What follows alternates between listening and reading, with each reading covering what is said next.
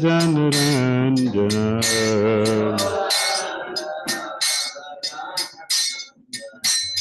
Yamunatira Vanachari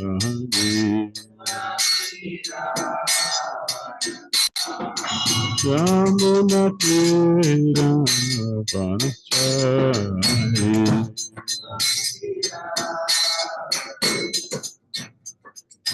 Hare Krishna, Krishna Krishna, Hare Hare, Hare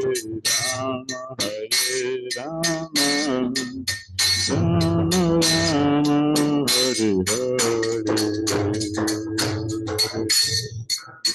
Hare Krishna, Krishna Krishna, Hare Hare. Hare Rama, Hare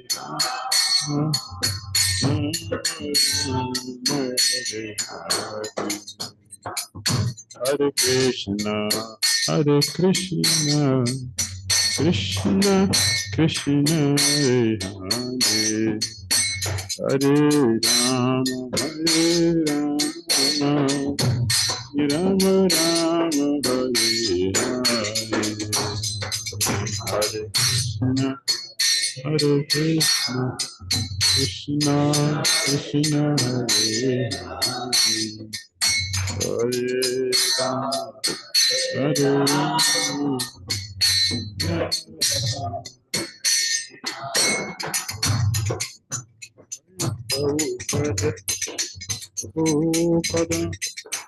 Prabhupada, Srila Prabhupada, Prabhupada,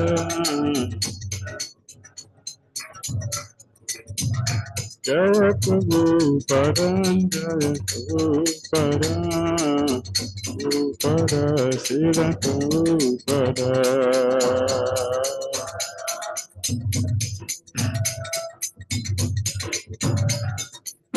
Jaya Jaya Gurudev, Gurudev, Gurudev, Jai Gurudev.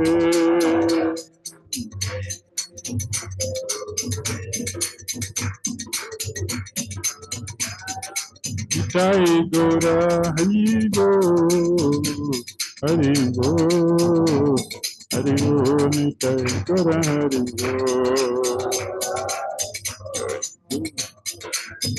Hari Go.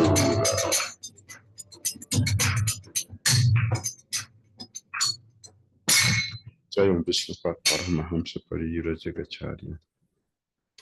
Astochara Sita Sishamadi, Divine Iskon Founder Acharya Jagat Guru.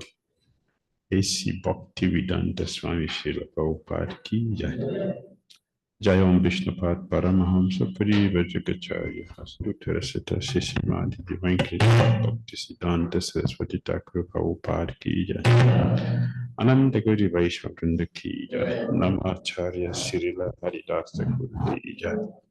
Praying to Shri Krishna Chaitanya Prabhu Nityananda Shri Advaita Gadadhara Srivasadi Gaura Bhaktivinoda Ki Jai. Shri Shri Radha Krishna Gopal Gopinatha Shyama Radha Kunda Giri Gauravadan Ki Jai.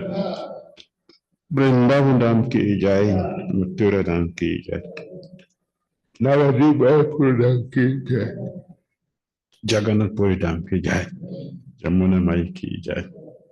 Ganges Mai Ki Jai. Tulasi Devi Ki Jai. Bhakti Devi Ki Jai. Samaveta Bhakti Vrinda Ki Jai. Nitai Gauda Premanande. All glorious assembled devotees. All glorious assembled devotees. All glorious assembled devotees. All glory to Shri Shri Guru and Shri Gauranga. Vishnu Pada Krishna Vijay Bhutale. Smati Bhadicita Shamcha Mr. Krishna Bhadicita. Shri Gaura Karana Shakti Bhadicita. Naranam Namaskritya Naram Chaiva Narottamam Devyam Saraswatim Vyasam Tato Jayam Udiraye Nashtapai Shabadresu Nityam Bharata Sevayam Bhagavati Utamasloke Bhakti Bhavati Nashtiki Om Namo Bhagavate Vasudevaya Om Namo Bhagavate Vasudevaya Om Namo Bhagavate Vasudevaya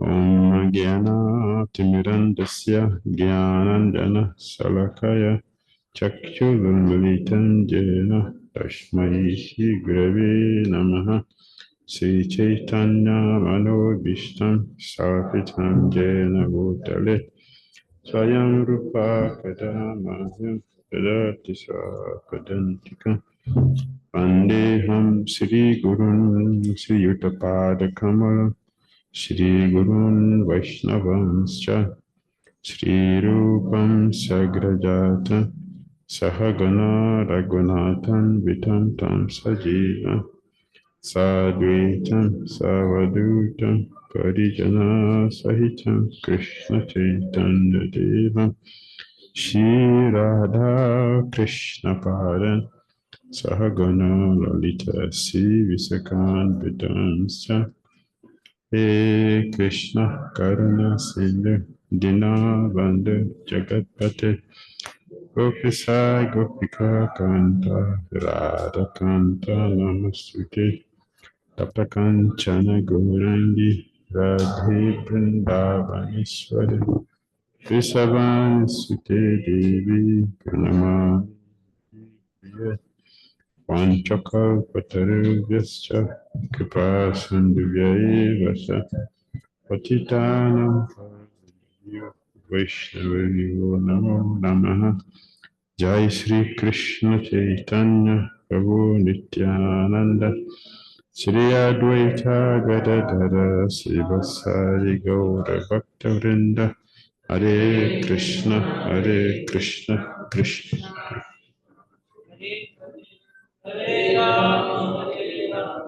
Rama Rama Hari Hari Grantara Srimad Bhagavatam Ki Srila Prabhupada Ki Jai.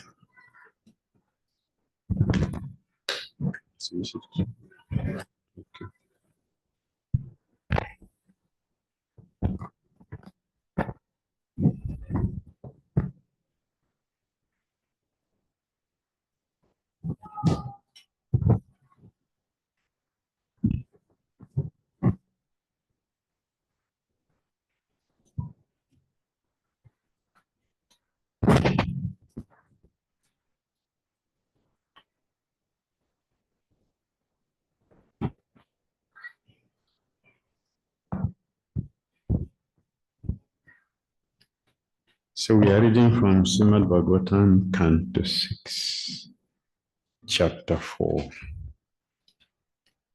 The Hamsa Guhya prayers offered to the Lord by Prajapati Daksha.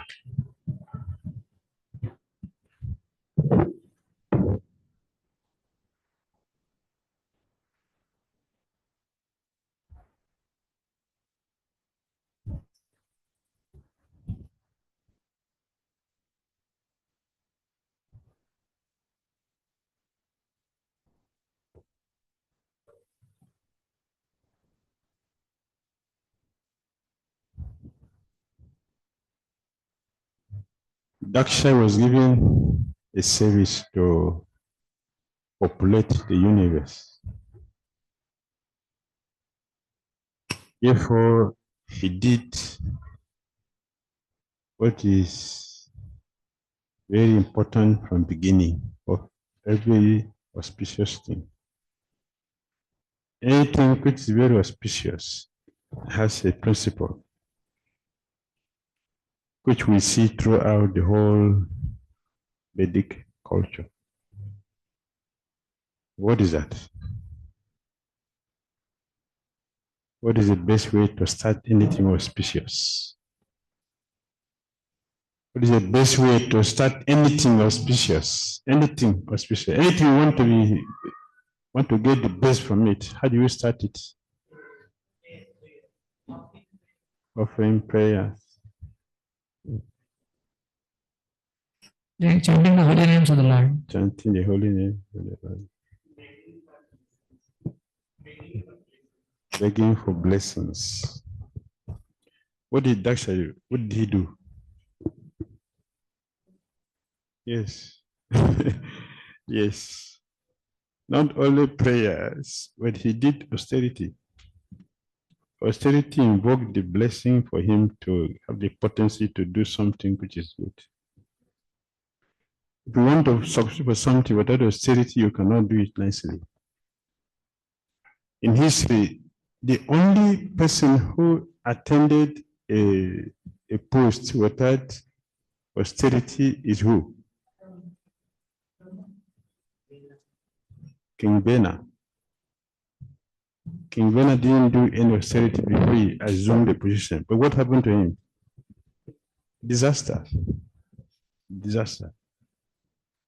So Prajapati Daksha, before he could do anything, he went to Vindhya. Within there, he performed severe austerity. The prayer came after, when the Lord appeared. Then he's offering prayers to the Lord because the Lord was satisfied with him. That is the best way to begin something auspicious. So, text 1 to 2, Parikshit Maharaj inquired about this incident, or the secondary creation, which was done by Daksha. So, Vaibhava Goswami will speak. So text 1 and 2. The blessed king said to Sukadeva Goswami, my dear Lord, the demigods, demons, human beings, nagas, beasts, and birds were created during the reign of Swayambhuva Manu. You have spoken about this creation briefly in the 3rd canto.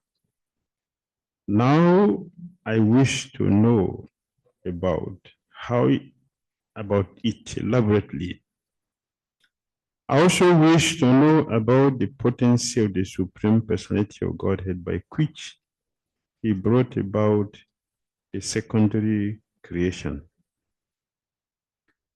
And Sutta Goswami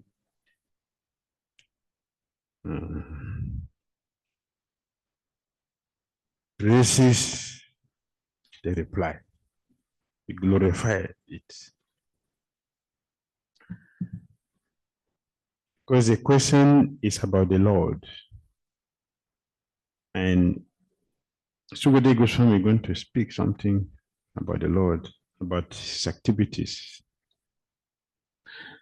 Text 3 to 17 is what leads to the birth of Daksha, who created other living entities. Sutta Goswami said, O great sages, assembled at Naimisharanya. After the great yogi Sukadeva Goswami had King Parikshit's inquiry, he praised it and thus replied. Sukadeva Goswami said, when the 10 sons of Prachinabhadhi emerged from the waters in which they were performing austerities, they saw that the entire surface of the world was covered by trees.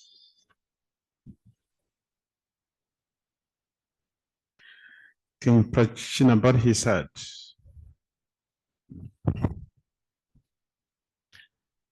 was preached to by Narada Muni. And Narada Muni has effect so much on him. So much effect on him. This is how a spiritual master will act. A spiritual master will influence the life of the disciples by his potency. If the disciples are ripe, If the disciples are not right, even if the spiritual master is bona fide and right, nothing will happen. But if there is a bona fide disciple or disciples, bona fide spiritual master, there is always a transformation. Always. Now, the money affected or influenced his disciple, Prachinabharahi Maharaj, that after talking to him, he couldn't wait. He couldn't wait. The fire was burning in him. Just like what happened to himself. When he associated with the sages, after that, it gave him knowledge. The fire of Bhakti was also burning in him. He transferred the same thing to whomever he meet or preached to. So Maharaj left for austerity in the forest. He established interim government to take over. He didn't whimsically leave. He set up a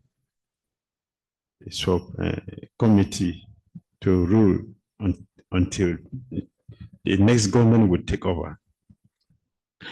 So the Prachetas went to do meditation in the water. By the time they came back, they saw that the whole place was covered by trees. What does that mean? What does it mean? Yes, there's a neglect, no government. When there's no government, no ruler in the community, what will happen? If there's no ruler, every person will become a ruler. And in a community where everybody is ruling, what is that? Shudra. What is Shudra? Chaos. This is what is happening today. All over the world, we don't have Raja Rishi and rogues everywhere controlling and spoiling everything. And what happened? The protesters came out and they saw weeds, which means that unnecessary things, all unnecessary things, irreligious activities are being performed. So they became very angry. And Prabhupada said, when the government neglects agriculture, which is necessary for the production of food, the land becomes covered with unnecessary trees. The tree represents our sinful deeds, our sinful activities. No care, there will be unnecessary weeds everywhere. So the land becomes covered with unnecessary trees. Of course, many trees are useful because they produce fruits and flowers, but many other trees are unnecessary. They could be used as fuel and the land declared and used for agriculture. When the government is negligent, less grain is produced. I said in Bhagavad Gita 1844, Trishugu Rakshya Nijam Vaishya Karma Swabhavajam.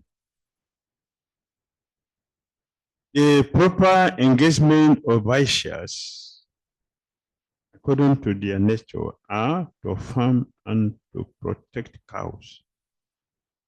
The duty of the government and the Kshatriyas is to see that the members of the third class, the Vaishyas, who are neither Brahmanas nor Kshatriyas, are those properly engaged. Kshatriyas are meant to protect human beings, whereas Vaishyas are meant to protect useful animals, especially cows.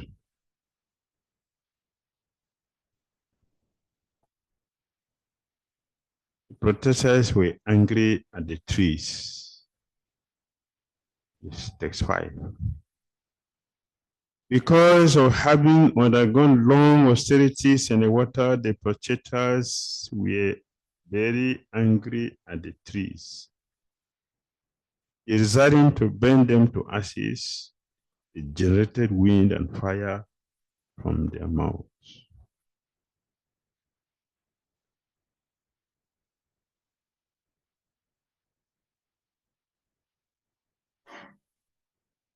Though they practice austerity, their heart is not completely purified. Anger is still there. Austerity and knowledge produce two things. You want to perform austerity, two things will come. Either the heart becomes purified and soft, or one becomes very proud. Proud means that the heart will not purify it. The same thing with knowledge. If our knowledge is not true knowledge, if it is only a book knowledge, we will not be soft at heart. We also become very proud. If it is a real knowledge, the heart will be softened. One becomes very, very humble. Vidya Binaya Sampanne. One becomes a gentle person. A true knowledge makes one gentle. Similarly, pure austerity starts to Dhir. The heart becomes purified, becomes cleansed from all contaminations. That is bona fide austerity, tapo divya. Bona fide austerity, bona fide perfect knowledge. If it is not, the heart becomes very proud. So you see people who are extremely knowledgeable are also very, very proud. Very, very proud, they're full of pride. And unnecessary austerity also brings anger. So Prabhupada said, although devotees undergo severe tapasya, however, they are vimanyava, sadhava, which means that they are never angry. They are always decorated with good qualities. Titikshava karundika, suhrido sarva dehinam, jata satrava santa, sadhava sadhu bhushana, sadhu bhushana. Their devotees are decorated with wonderful qualities. A decoration of a devotee is that it has wonderful quality that attract Krishna's attention. So Chaitanya Mahaprabhu say the Vaishnava etiquette, a decoration that attracts Krishna's attention towards a devotee. It's not about knowledge, it's not about fame, it's not anything, it's not about beauty. It is the ornament, attractive ornament. Sadhu Bhushana. A sadhu, a devotee, is never angry. But we have seen so many of our spiritual masters chastise sin, seriously. You know? Our spiritual masters chastise, proper chastise. Vito Maharaj, angry. Ismadev, angry. So what is that? What does that mean? They're not devotees? Prabhupada said here, a devotee is never angry. We have seen Swami himself is very angry with disciples. Chastise. What do you say about that?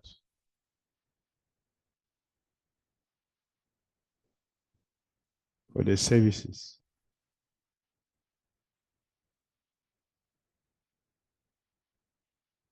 For the benefit of these disciples. How does it benefit the disciple? When the Guru, you're angry with me, how does it benefit me? You're angry with me, it means you don't like me. So how does that benefit me? Follow the rules and regulations. Okay. Thank you. Yes. Devotee is never angry, but Prabhupada is very angry.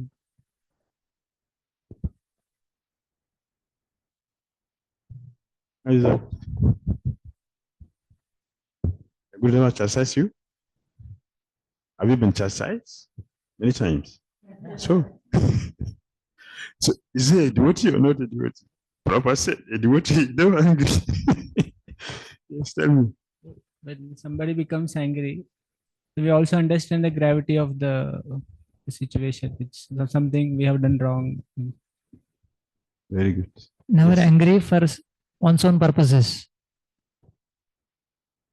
They are not angry because because of not having sense gratification, or because their own desires are not fulfilled. They are angry for some other purpose. Okay. All right. The word properly used is a devotee is never angry. The word he used is never angry.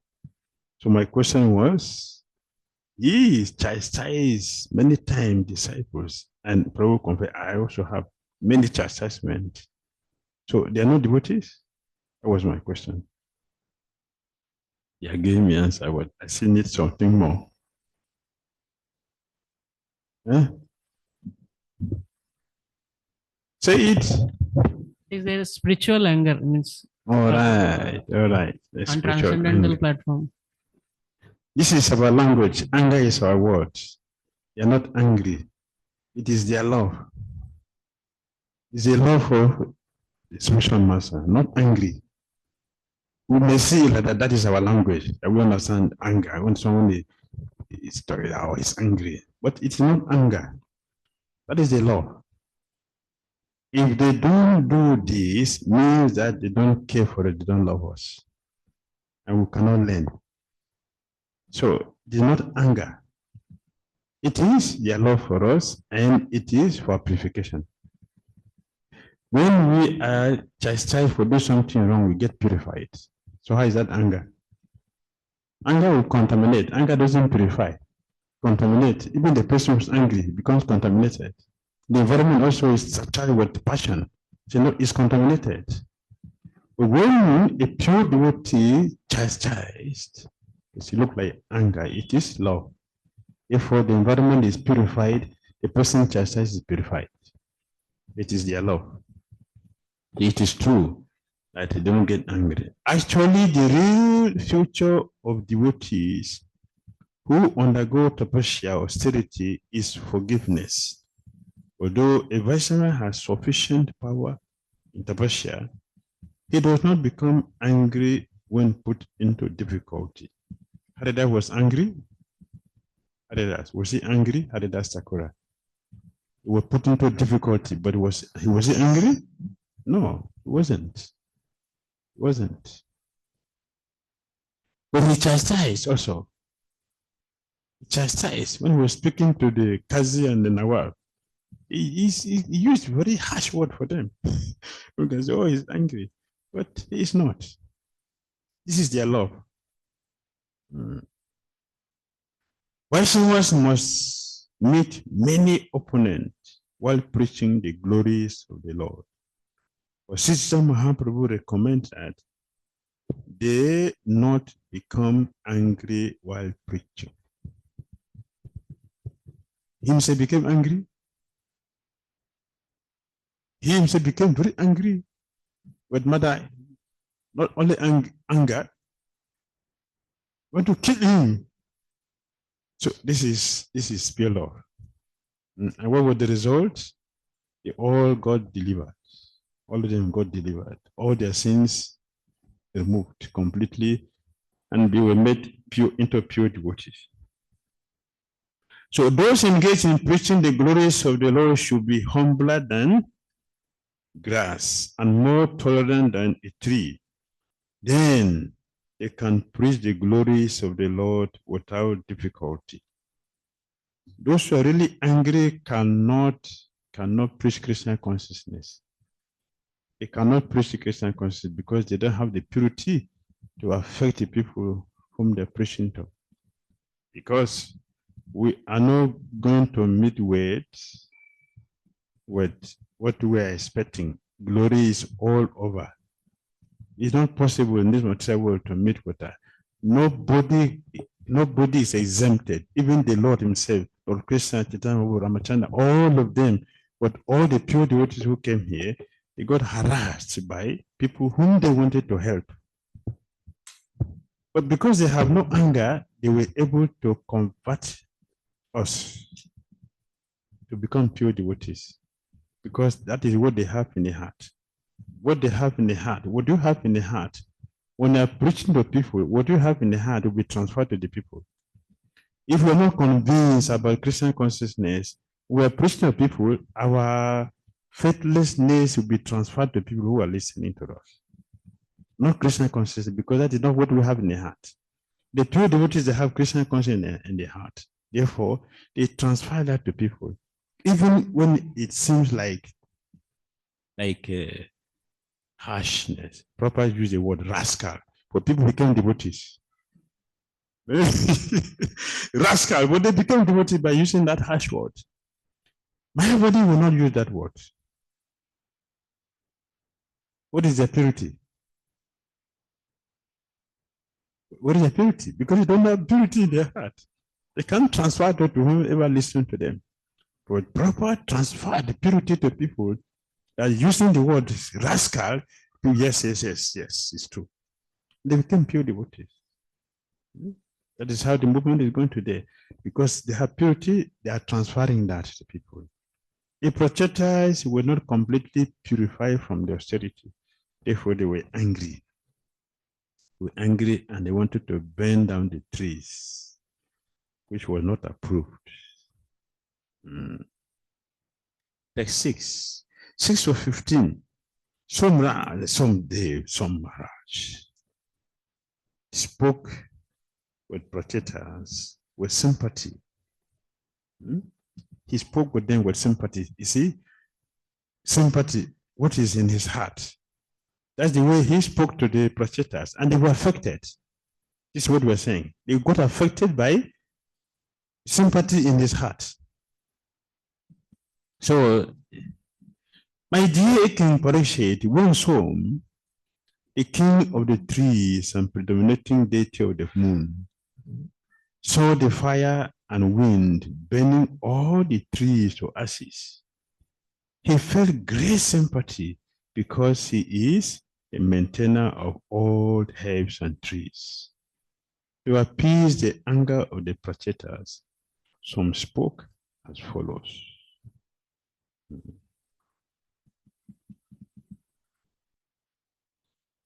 It is understood from this verse that the predominating deity of the moon is the maintainer of all the trees and plants throughout the universe. How is that? How?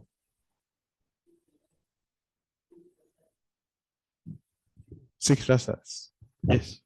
One gives that 6 types of juices to all. Yes. Trees and Speak inside. Speak inside. all trees and plants. Mhm. 6 types of juices he gives. Very good. So what do we get from that? From the plant trees? You get fruits, flowers, Yes. taste, smell, vegetables, grains. Again? What else? Oxygen? Yes, it's coming from there. It's coming from there. Yes. It's coming from that. We're getting all this thing from the plant and the trees, because the moon god has placed all these nutrients in them. People who are very civilized, or we can try it. You can try it. On a full moon day, how do you feel on the full moon day? How do you feel on the full moon? When the moon is full, how do you feel?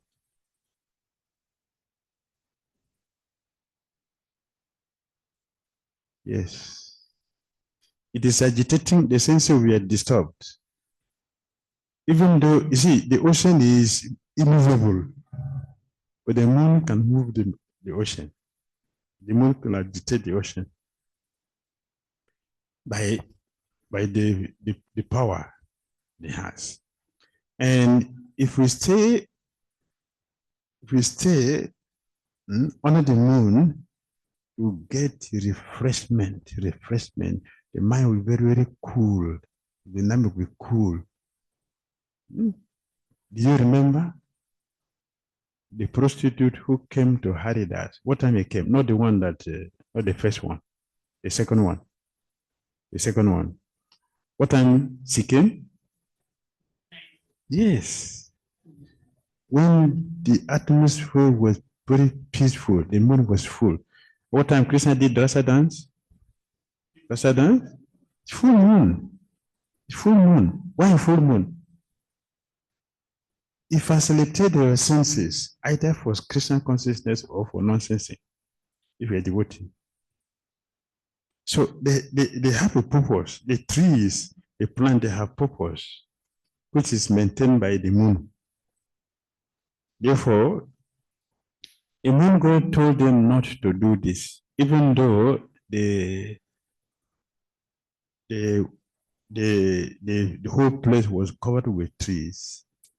It is not the fault of the trees. It is because they were not maintenance. So it is their own fault. Still, the problem mentioned before that there are some trees which are very, very good. They give us fruits. They give us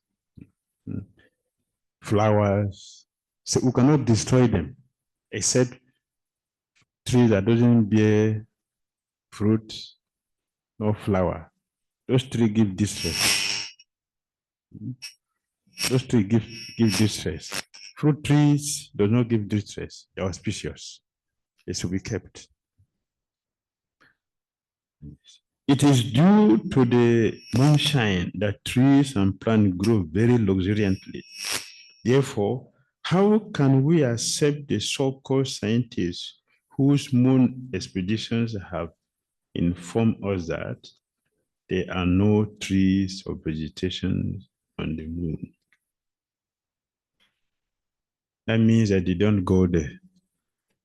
If they have gone to the moon, they will have seen trees, vegetation. Moon god also, they will have seen him. They will have met with him. So they didn't go there. The only thing they got was Chandasila, the stone from the moon. We have so many stones here. What is it? You cannot compare it to Salagansila. See how Salagansila is perfectly designed? Perfectly designed with a Brahman thread, like Brahman Dev, and the Kurma, or varieties. Sudarshan Chakra of Krishna, varieties. But Chandasila, all the design, just a stone. So Prabhupada said they didn't go there, and it is true, we agree that they didn't go there, because if they have gone there, they have seen all these things. Srila Vishwanath Chakravarti Thakura says, Somo Vriksha Dista Tasa Saiva Vrikshanam Raja. So, the predominating deity of the moon is a king of all vegetation. How can we believe that the maintainer of vegetation has no vegetation on his own planet? That is not true. Text 7. Oh, great fortunate ones, we should not kill these poor trees by burning them to ashes. Your duty is to wish the citizens, prajas, all prosperity and to act as their protectors. Prabhupada said that is the duty of a king. The duty of the king is to protect all the citizens. And he said in one lecture, a citizen is a person who is born in that country. That means that animals are also citizens. The plant and trees are also citizens. They should not be killed but protected. The Supreme Personality of Godhead, Sri Hari, is a maintainer of all living entities, including all the Prajapatis, such as Lord Brahma. Because he is the all-pervading and indestructible master, he has created all these trees and vegetables as eatables for other living entities. Destroying them means we are depriving other living entities from their existence, which is an interference in nature's law. All species of life have a duration of life. Terminating their life, it is against the principle of nature, and it is punishable by law. So the predominating deity, Swami, is telling the prachetas not to neglect the duty of being the protector. By nature's arrangement, fruits and flowers are considered the food of insects and birds. Grass and other legless living entities are meant to be the food for four-legged animals like cows and buffalo. Animals that cannot use their front legs as hands are meant to be the food of animals like tigers, which have claws. And four-legged animals are like deer and goats, as well as food grains, are meant to be the food of human beings. So Prabhupada said, cows, however, are never meant to be killed or eaten by human beings. In every Shastra, cow killing is vehemently condemned. Indeed, one who kills a cow must suffer for as many hairs, as many years as there are hairs on the body of a cow. Can you imagine that? Who can count the hairs on the body of a cow? Just one cow. Who can count? This is one of the reasons why we are staying too long in the material world. Because of one cow, we are going to take birth as many times as the hairs are there on the body of a cow. And especially this time that people are killing many cows. What is the hope of our deliverance? Very, very dangerous and risky to kill a cow. Manu Samhita says, Prabriti esa bhutanam nibristu mahaphala. We have many tendencies in this material world, but in human life, one is meant to learn how to curb those tendencies. How do we do that? How do we control our bad tendencies? What is the processes to do that?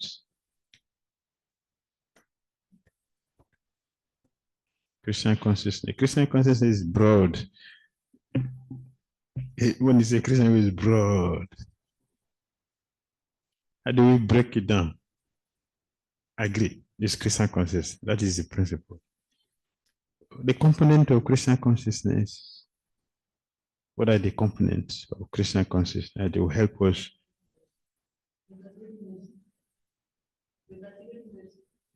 Activity. Creativity, mercy. Very good. Very good. What else? How to control our bad habit. How to control our bad habit. How do we control our bad habit? Is Christian consciousness very good? How do we do that? If we don't know it, then how can we succeed in Christian consciousness? It means we are doing something else in the name of devotional service or the name of Christian consciousness. So we should know it. How do we control our bad tendencies, bad habits? Many ways. No? Like, yes, go ahead.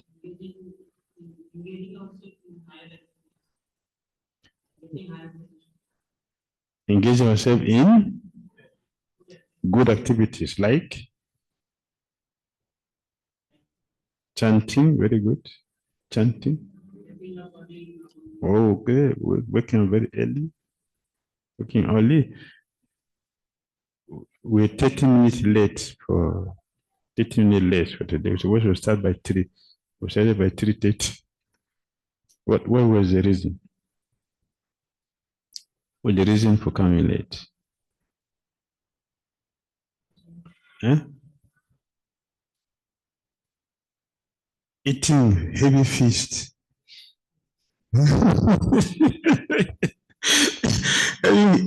Eating heavy feast. You know, when you fast, and then you eat heavy, what will happen to the body?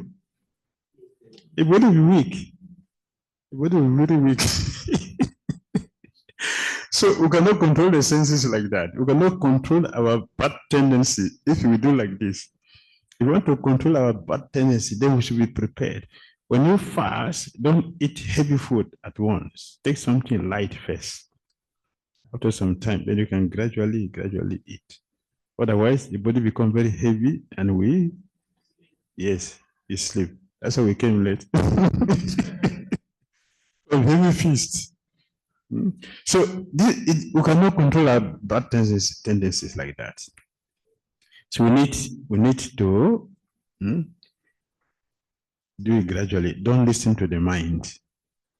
We shouldn't listen to the mind, because the mind is not a devotee. So don't listen to the mind. If you listen to the mind, you won't be able to control our bad tendencies. Because the mind will deceive us that, doing it. Yeah, you're very tired. But tired from what? Tired from eating heavy food. Not tired from preaching 24 hours non-stop. If you preach or if you chant 24 hours, will you sleep after that? No, you don't feel tired. You don't feel tired, but when you eat heavily, then you feel tired. Then you have to sleep. The body will be exhausted. The body will tell that, no, you have unnecessarily poisoned the body with heavy food. And that's a reaction. So if you want to control our bad tendencies, Prabhupada is speaking. Those who desire to eat meat may satisfy the demands of their tongue by eating lower animals, but they should never kill cows, who are actually accepted as the mothers of human society because they supply milk. The Shastra especially recommends Krishu Goraksha. The Vaishya section of humanity should arrange for the food of the entire society through agricultural activities and should give full protection to the cows, which are the most useful animals because they supply milk to human society. We drink milk from our mother's breast for how long? How long do we drink breast milk of our mother? Minimum, more than 6 months, minimum. How many years do we drink cow milk? Lifetime. So which one is more of a mother? The cow. So the cow is more of a mother than our biological mother because they take care of us more than our biological mothers. Therefore, they should be protected, they should not be killed. So we should practice controlling our bad tendencies by controlling our senses. Or to practice controlling the senses. Could begin from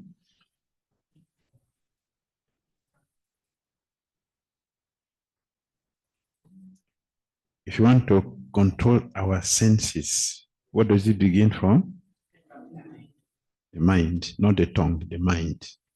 If the mind is not controlled, the tongue will not be controlled. The mind, if you control all the senses without the mind, is failure. If the mind is controlled, all other senses will be controlled. Because the mind is the master of all the senses, including intelligence. Intelligence is in the mode of passion. The mind is in the mode of goodness.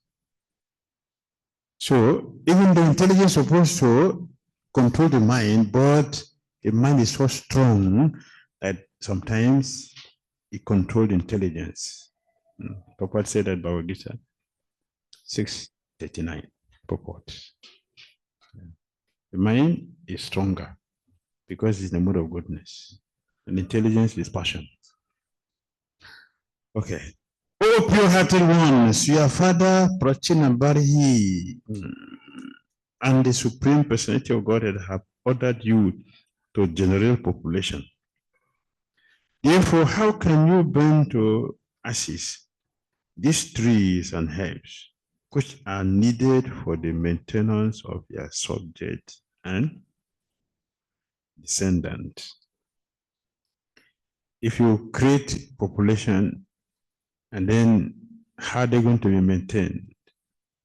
If you destroy all the trees, how are we going to get our oxygen? How are we going to get our food, vegetables? Therefore, he told them not to do that. A part of goodness traversed by your father, grandfather, and great-grandfathers is that of maintaining the subject, prajas, including the men, animals, and trees. That is the part you should follow. Unnecessary anger is contrary to your duty. Therefore, I request you to control your anger.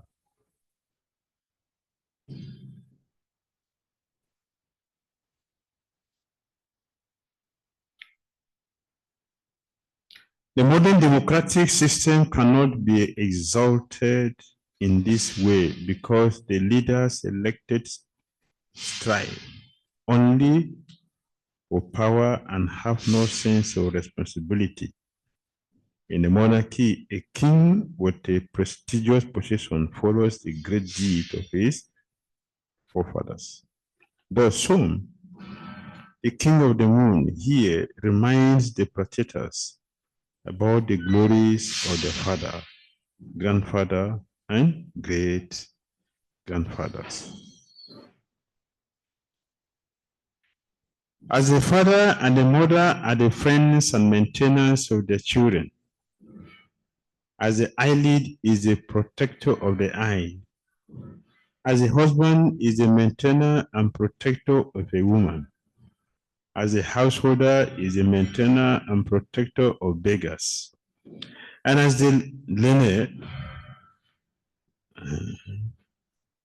is a friend of the ignorant. So the king is the protector and giver of life to all his subjects. The trees are also subject to the king. Therefore, it should be given protection.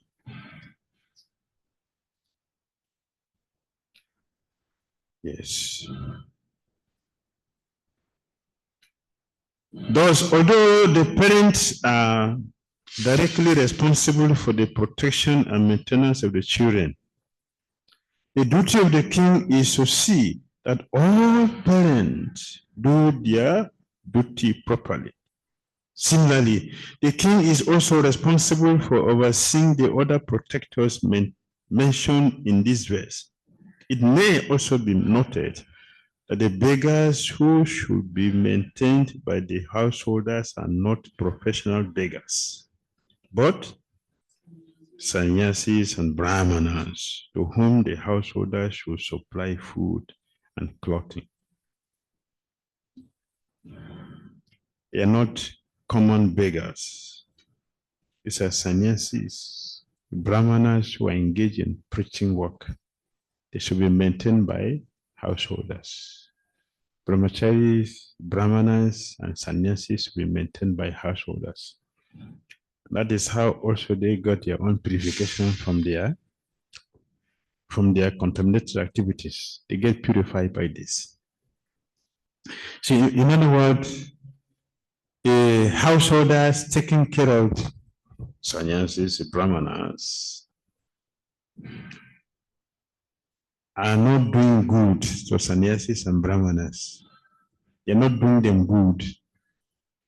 Instead, the sannyasis and brahmanas are doing them good. Because that is how they get their purification. If they don't do this, how would they get purified? They have no chance of getting purified. This is a chance for them to get purified. The Supreme Personality of Godhead is situated as the Super Soul within the cause of the heart of all living entities, whether moving or non-moving, including men, birds, animals, trees, and indeed all living entities. Therefore, you should consider everybody a residence or temple of the Lord. By such vision, you will satisfy the Lord. You should not angrily kill these living entities in the forms of trees. The body of everyone is a residence or temple of the Lord. If we want to have unity in diversity, then this should be realized. Until this is realized, we can never have unity in diversity. There will be diversity, but no unity. As far as I continue to see you as not the temple of the Lord, not seeing that the Lord is living in your own body, as He's living in my body, there cannot be unity. I'm not going to appreciate you. And if I don't appreciate you, I don't value you, it is natural for someone who has such a tendency to abuse or mistreat or misuse others because you are nothing to me. For this unity and diversity to manifest, you must see that everybody is the residence of the Supreme Lord. As Bhagavad Gita 4:35 says. What did it say? 4:35? Bhagavad Gita 4:35. What did it say? Remember?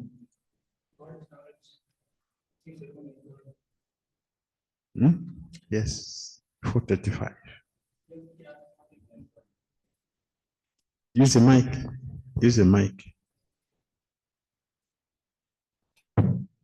Having obtained real knowledge from a self-realized soul, Yes. you will never fall again into such illusion. Yes. For by this knowledge, you will see that all living beings are but part of the Supreme, or in other words, that they are mine. They are mine. All living entities are Krishna's property.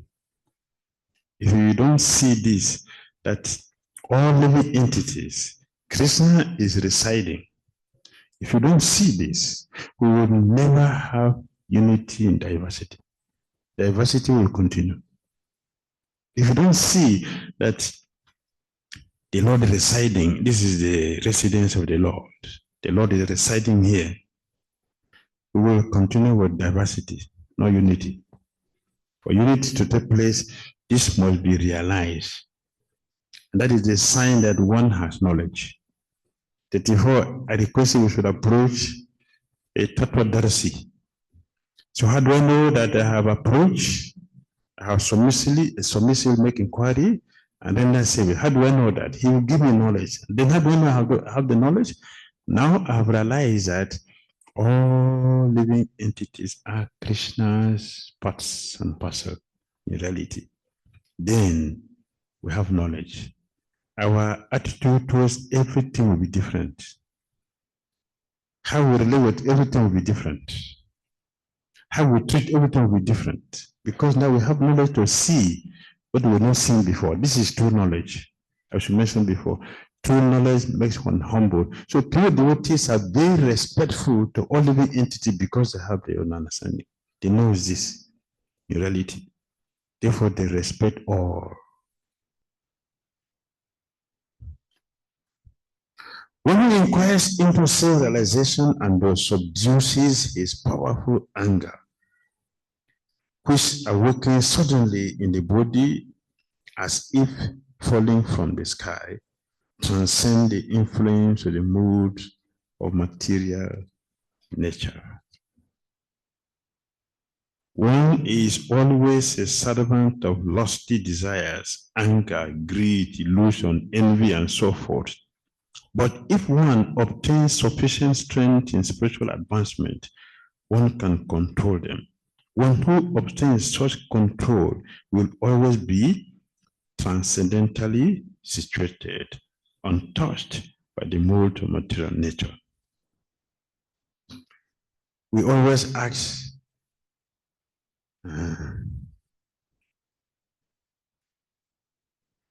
many times, every day we get this question from devotees. How can I control loss? Yes, that is it. How can I control anger? How can I tolerate tolerate unnecessary things, yes, we'll be able to tolerate this thing depending on our inner development. Just like a student who did not prepare properly will not succeed in exam. When who prepared properly will succeed in exam. So, a person who is practicing very nicely will develop the inner strength, which is based on purity. When that is developed, there will be no problem again with whatever comes. Anger will not be a problem. Loss will not be. We can handle it. We can tolerate. We can accept everything as it is. If you slap my face, I will not be angry with you. If you spat on me, I will not be. I can say that is okay. It will happen only due to our strength, inner strength, our Christian consciousness. Not just philosophy. Philosophy will not do it because it's not the strength. Knowledge is not strength. Character is strength. And character is strength because of the purity of the heart. If the heart is pure, it will be strength to carry everything that is necessary. You can accept all situations favorably based on our inner strength, which is developed by strong, serious, and sincere practice. Strong, serious, and sincere practice.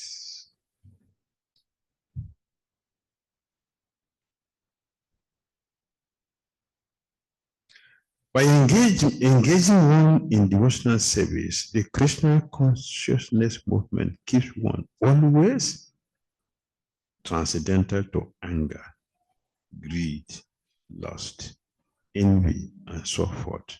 One must perform devotional service because otherwise one will become victimized by the moods of material nature. So we can measure where we are in our Christian consciousness by how much we can tolerate all this. This is how we measure where we are in our Christian consciousness. And we should measure it. We should know where we are. Then we know the effort we should put into it. If you don't know the distance of our journey, you will not get there on time because you're not going to use the necessary speed. So we should know where we are in our Christian consciousness. It should be measured. Devotional service Christian consciousness is immeasurable, but we can measure it because we are measurable. So we have to measure it and see where we are. Then we can move forward positively. There is no need to burn these poor trees any longer. Let whatever trees still remain be happy. Indeed, you should also be happy. Now, here is a beautiful, well-qualified girl named Marisha, who was raised by the trees as their daughter. You may accept this beautiful girl as your wife. When Hiranyakasipu was angry, how did he control it? Ramoni came to him and chanted, Vishnu, Vishnu. Why? My enemy became angry. With that contamination, he cannot control meditation. So what did he do? He came back to the house and he slept with his wife. That is how anger was removed. That's how he controlled the anger. And that is how Prahlad also entered the womb. So the money planted Prahlad in Hiranyakasipu's heart, and he came through the semen to his wife, the wife's womb. And then after the anger was pacified, so he went back again to the forest the second time. Second time he went back. So while Prahlad was pregnant, he continued with his austerity. And the wife kept Prahlad until he came back. Therefore, we calculate the time he came back, Prahlad was born, 5 years. 5 years. It doesn't begin from 120 years he was doing austerity. It began from when he came back after his austerity, and Prahlad was born at that time, because the wife didn't want to deliver the baby in his absence. So she waited until he came back. Then she gave birth to Prahlad. So Prahlad 5 years. 5 years.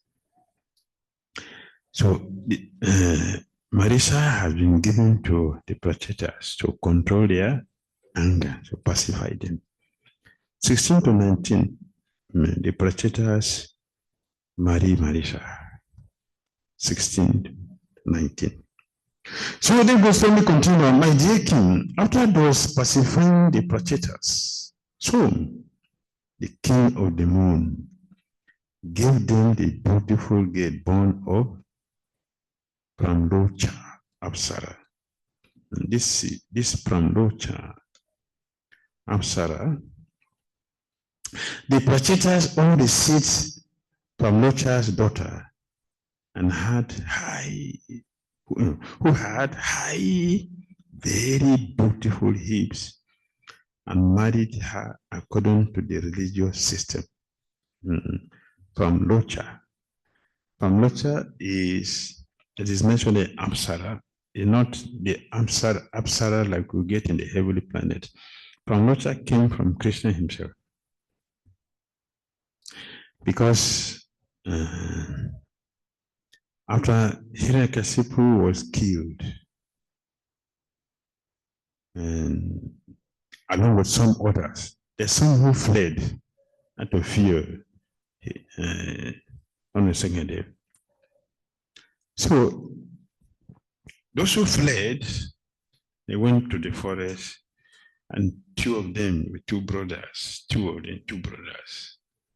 they also performed severe austerities like their master, Hiranyakashipu. They performed severe, very terrible austerity. And then they tried by all means to persuade them to disturb their austerity. They didn't succeed. They even brought their wives before them and slaughtered them, but they were able to use their mystic power to understand this is just a joke. Yeah, our wives are still there. They didn't stop. They continued the austerity until they got what they're looking for. And after that, they became also like Hiranyakashipu, very terrible. They got the boon. The boon was nobody will be able to kill them. The only person who has power to kill them is the two of them, because they know each other's secrets, how they got their boon. No one else can kill them. So now they're very powerful. They perform heavy, demonic feast. They drank varieties, whatever you can call it. They drank varieties, celebrated the whole night. I said they're torturing people. And the demigods were amazed. They were disturbed, perplexed. What to do? So they went to Vishnu as always. Went to Vishnu to report. So Lord Vishnu told them he will intervene. Therefore, Lord Vishnu collected everything beautiful from every object. He took all of them and formed this lady, Pramlocha.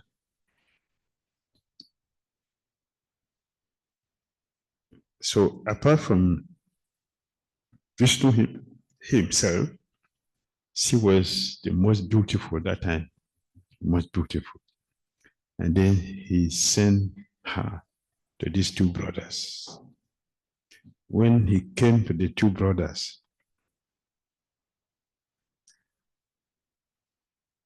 all of them, they started arguing. No, she's coming for me. No, she's coming for me. Because of argument, they forgot their boon and fought each other. That's how they got killed. They killed themselves because they only told them they can kill themselves. So from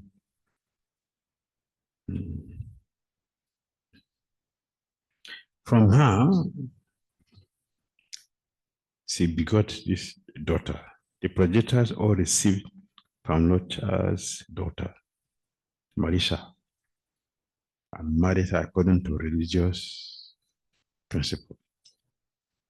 In the womb of that girl, the progenitors all begot a son named Daksha, who filled the three worlds with living entities.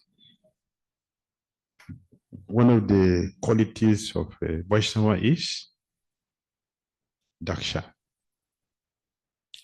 So this Daksha here is that quality. This Daksha here is that quality. So this is quality of a Vaishnava. Daksha. Which one is this? Which one is this? This one is sanctification Daksha. He's expert for sanctification, not that he has a wonderful good quality of being expert pure devotee. This is different. This Daksha is different. This is sanctification. Daksha was first born during the reign of Swayambhuva Manu, but because of offending Lord Shiva, he was punished by having the head of a goat substituted for his own head. Karma is heavy. His Daksha, a son of Brahma, is also Daksha after this. He maintained the same thing, the same name. His previous body had been destroyed, but he, the same Daksha, inspired by the supreme will, created all the desired living entities in the Chakshusha Manvantara, which is in chapter 30, 49 of 4th canto. Thus Daksha regained his previous opulence and again begot thousands and millions of children to fill the three worlds. Text 18. Sukadeva Goswami continued, please hear from me with great attention how Prajapati Daksha, who was very affectionate to his daughters, created different types of living entities through his semen and through his mind. With his mind, Prajapati Daksha first created all kinds of demigods, demons, human beings, birds, beasts, aquatics, and so on. From 20 to 22, seeing that the population was not increasing, Daksha performed austerity. With all this, he not getting the required population as he wanted. So he went for austerity. But when Prajapati Daksha saw that he was not properly generating all kinds of living entities, he approached a mountain near the Vindhya mountain range, and there he executed very difficult austerities. Near that mountain was a very holy place named Agamarasan. There Prajapati Daksha executed ritualistic ceremonies and satisfied the Supreme Personality of Godhead, Hari, by engaging in great austerities to please him. My dear king, I shall fully explain to you the Hamsa Guhya prayers, which were offered to the Supreme Personality of Godhead by Daksha, and I shall explain how the Lord was pleased with him for those prayers. It is to be understood that the Hamsa Guhya prayers were not composed by Daksha, but were existing in a Vedic literature. Daksha continued with his prayers. Prajapati Daksha said, the Supreme Personality of Godhead is transcendental to the illusory energy and the physical categories it produces. He possesses the potency for unfailing knowledge and supreme willpower. And he is a controller of the living entities and illusory energy. The conditioned souls who have accepted this material manifestation as everything cannot see him, for he is above the evidence of experimental knowledge, self-evident and self-sufficient. He is not caused by any superior cause. Let me offer my respectful obeisances unto him. It's beautiful prayer, which is not composed by Daksha. Why?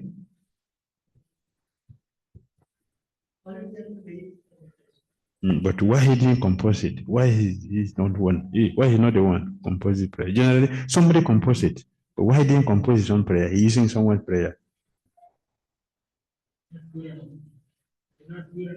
It's not pure enough. Yes. Yes. In the fourth canto, when Lord Vishnu appeared before Dhruva Maharaj, in one purport, the Prabhupada said, one must have the blessing of the Lord to offer such a beautiful prayer. So Daksha is materially placed. So he doesn't have the qualification to offer the prayer. But because the prayer is very powerful, he did. And the Lord was pleased, even though he did not, this is not his own composed prayer from his heart. This is not his feeling, but it has a potency that he got a blessing that the Lord appeared before him. Yes, that is true. He doesn't have the purity to compose such a prayer. He has not blessing it because he's materially placed. Yes. The conditioned soul may try to understand the supreme personality of Godhead for many billions of years through their mental speculative processes, traveling at the speed of the mind or the wind, but still the absolute truth will remain inconceivable to them because a materialistic person cannot measure the length and breadth of the supreme personality of Godhead's unlimited existence. If the absolute truth is beyond measurement, one may ask, how can one realize him? The answer is given here by the word Swayam Bhube. One may understand him or not, but nevertheless, he is existing in his own spiritual potency. 24. Someone else want to read? Want to read the translation? Yes. As the sense objects, form, taste, touch, smell, and sound, cannot understand how the senses perceive them, so the conditioned soul, although residing in his body along with the supersoul, cannot understand how the supreme spiritual person, the master of the material creation, directs his senses. Let me offer my respectful obeisances unto that supreme person, who is the supreme controller. Very good. What is the analogy given here? What is the analogy given here? What is it?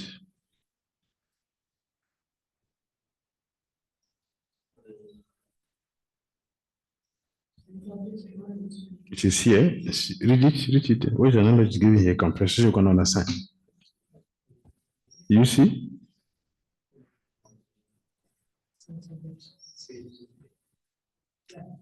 The same translation. The translation we read now.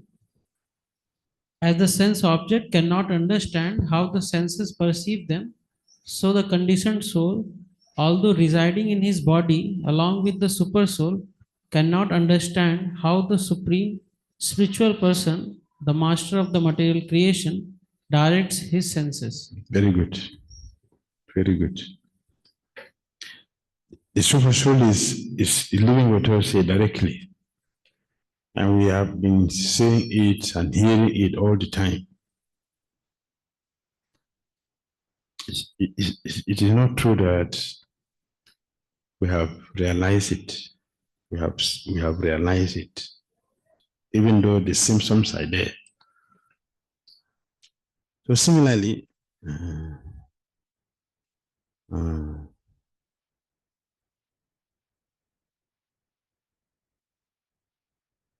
The conditioned soul, although residing in this body along with the super soul, we cannot understand how the supreme spiritual person is existing and is performing all his activities.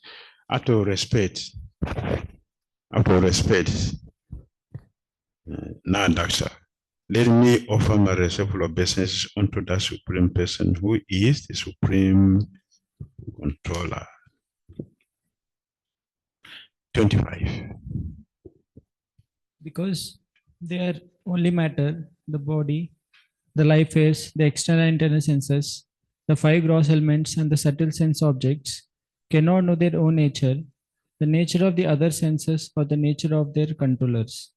But the living entity, because of his spiritual nature, can know his body, the life airs, the senses, the elements, and the sense objects, and he can also know the three qualities that form their roots. Nevertheless, although the living entity is completely aware of them, he is unable to see the Supreme Being, who is omniscient and unlimited. I therefore offer my respectful obeisances unto him. Very good. In other words, the living entity, because of his being a spirit soul, can understand all the material objects, or when self-realized, he can understand the Paramatma upon whom yogis meditate. Nevertheless, the living being, even if advanced, cannot understand the Supreme Being, the personality of Godhead, for he is Ananta, unlimited in all six opulences. Next. When one's consciousness is completely purified of the contamination of the material existence, gross and subtle, without being agitated as in the working and dreaming states, and when the mind is not dissolved as in Shushupti, deep sleep, one comes to the platform of trance. Then one's material vision and the memories of the mind, which manifest names and forms, are vanquished. Only in such a trance is the Supreme Personality of Godhead revealed. Thus, let us offer our respectful obeisances unto the Supreme Personality of Godhead, who is seen in that uncontaminated transcendental state. There are two stages of God realization. One is called Sujayam, or very easily understood, generally by mental speculation. And the other is called Drujayam, understood only with difficulty. Paramatma realization and Brahma realization are considered Sujayam, but realization of the Supreme Personality of God is Drujayam. As described here, one attains the ultimate realization of the personality of God when one gives up the activities of the mind, thinking, feeling, and willing. Or in other words, when mental speculation stops.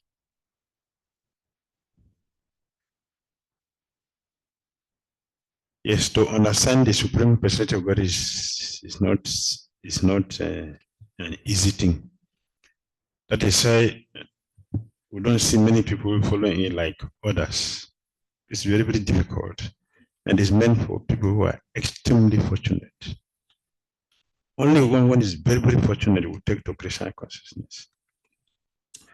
This is indicated in this verse by the word Suchi Sadmani. Suchi means purified. By the spirit of rendering service with one's senses, one's entire existence becomes Suchi Sadma, the platform of uncontaminated purity. Daksha therefore offers his respectful obeisances unto the Supreme Personality of Godhead, who is revealed on the platform of Suchi Satma. In this regard, Srila Vishwanath Chakrabarti Thakura quoted the following prayer by Lord Brahma from the Srimad Bhagavatam, Canto 10.6.6. Tatapi Bhuman Mahima Gunasha Ti Vibhutum Arhati Malatar Atma B. One whose heart has become completely purified, my Lord, can understand the transcendental qualities of your Lordship and can understand the greatness of your activities. Next. Just as great learned Brahmanas who are expert in performing ritualistic ceremonies and sacrifices can extract the fire dormant within wooden fuel by chanting the 15 Samidheni mantras, thus proving the efficacy of the Vedic mantras. So, those who are actually advanced in consciousness, in other words, those who are Krishna conscious, can find the super soul, who, by his own spiritual potency, is situated within the heart. The heart is covered by the three modes of material nature and the nine material elements: material nature, the total material energy, the ego, the mind, and the five objects of sense gratification, and also by the five material elements and the 10 senses. These 27 elements constitute the external energy of the Lord. Great yogis meditate upon the Lord, who is situated as the super soul, Paramatma, within the core of the heart. May that super soul be pleased with me. The super soul is realized when one is eager for liberation from the unlimited varieties of material life. One actually attains such liberation when he engages in the transcendental loving service of the Lord and realizes the Lord because of his attitude of service. The Lord may be addressed by various spiritual names which are inconceivable to the material senses. When will that Supreme Personality of Godhead be pleased with me? The Lord can be realized by the attitude of service. The attitude of service. All these coverings in our consciousness can be removed completely to nil by our service attitude. And a famous quote from Prabhupada, letter of instruction, famous quote, Prabhupada, famous. Advancement in Krishna consciousness depends on the attitude of the followers. Attitude. Advancement, so the attitude of service. That means that one can do service. Okay, for example, Kamsa was 24 hours Krishna conscious.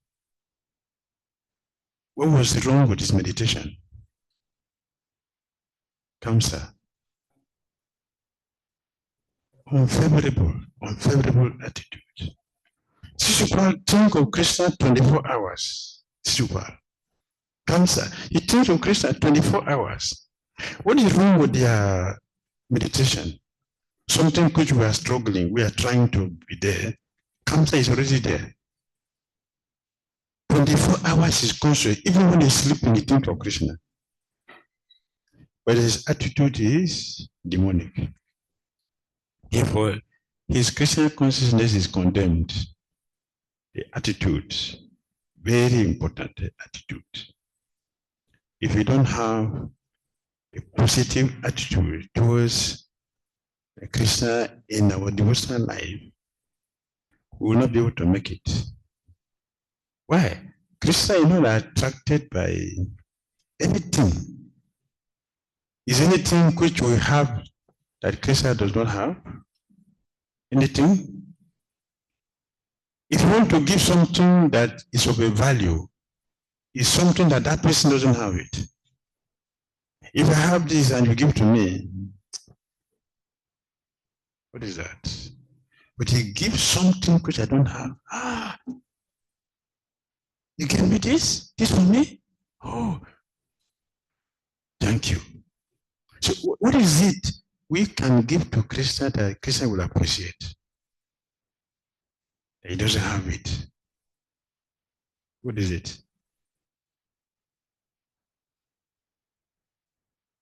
1008 preparations. What? Or knowledge? Knowledge? Brahma has this, no? But Brahma has this, right? When did the Yesterday became bewildered? Yesterday. When? When Yesterday became bewildered?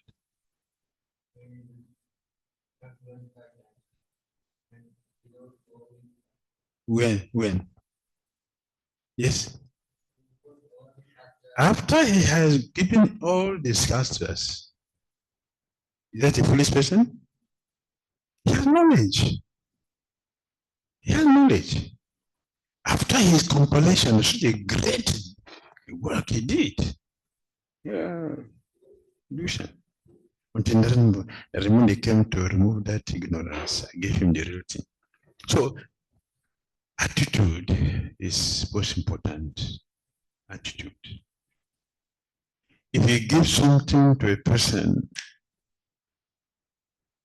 a very condescending way, it's also not a gift because it will demoralize that person's morale and make the person feel useless. Many people are giving gift like that. That the person who is receiving a gift will not be happy to receive it because the way it is given. Attitude is very important. Attitude. Our attitude of service will attract Krishna's attention. There is a story like that in a Bible. There is a story like that in a Bible. Jesus was in the church and thousands of followers are there. And they were giving him varieties of gift, big amount of money. They were giving so much. There was a lady, one lady, very poor. In her entire life, she has only 1 rupee with her. Only 1 rupee, not 2, only 1. Her entire life. That this is the amount of money she's having, only 1 rupee. And she gave all of it to Jesus.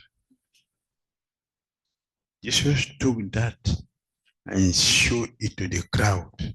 All of you should see, this is the purest gift I have ever received. Oh, what are the millions?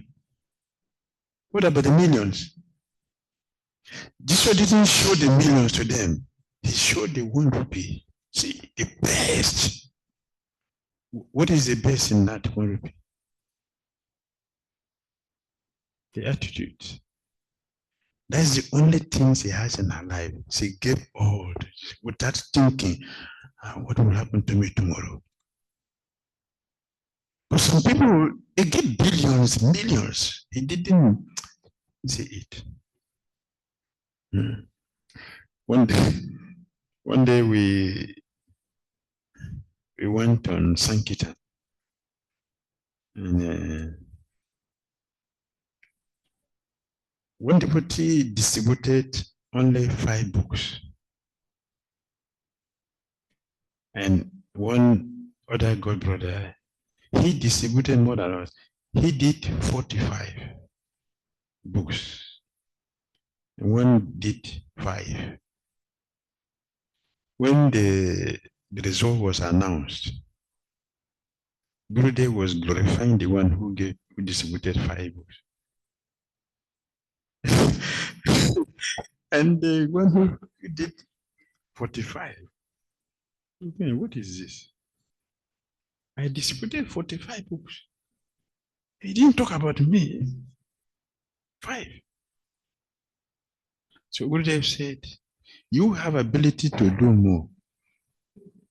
But he didn't do. You did already 5, at 45, and came back feeling proud.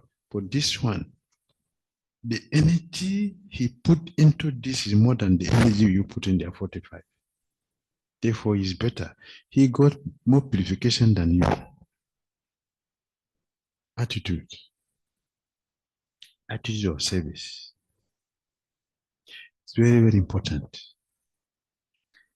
In his commentary to this verse, the Vishnu Chakravarti Thakura uses the word Durvi Gyayam, which means very difficult to realize. A pure stage of existence is described in Bhagavad Gita 7:28, wherein Krishna says, Yesam tuanta gatam papam jananam punya karamanam te dvandva moha nirvim padantimam tridhavrataha. Persons who have acted partially in previous lives and in this life, whose sinful actions are completely eradicated, and who are free from the duality of delusion, engage themselves in my service with determination. Thus, although the subject matter is Dulvis Gayam, extremely difficult to understand, it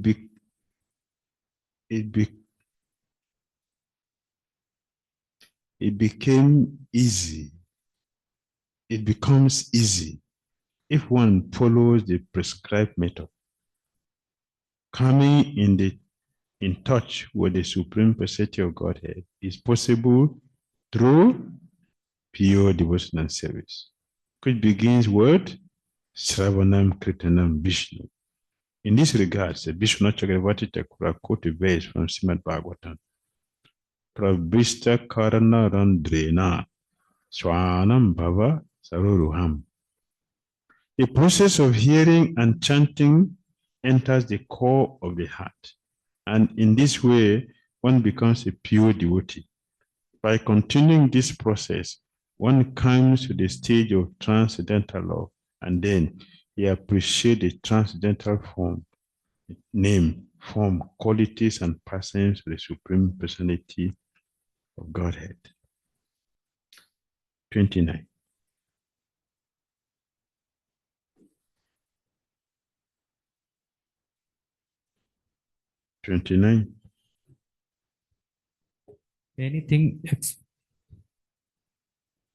Anything expressed by material vibrations, anything ascertained by material intelligence, and anything experienced by the material senses or concocted within the material mind is but an effect of the modes of material nature, and therefore has nothing to do with the real nature of the Supreme Personality of Godhead. The Supreme Lord is beyond the creation of this material world, for he is the source of the material qualities and creation. As the cause of all causes, he exists before the creation and after the creation. I wish to offer my respectful obeisances unto him. Very good. Krishna existed before the creation. He is existing during the creation, and he will continue to exist after the creation. This is the Chatusloka, the first one. It's the first one. Krishna is beyond our intelligence, beyond our mind, and beyond our senses. So it cannot be reached. But by his causeless mercy, it can be reached if the senses, the mind, and intelligence is engaged in the service with a proper attitude. Then it begins from the tongue, as is quoted here. Ata Shri Krishna Namadi Nambhavar Graham Indriya. Then it will become possible.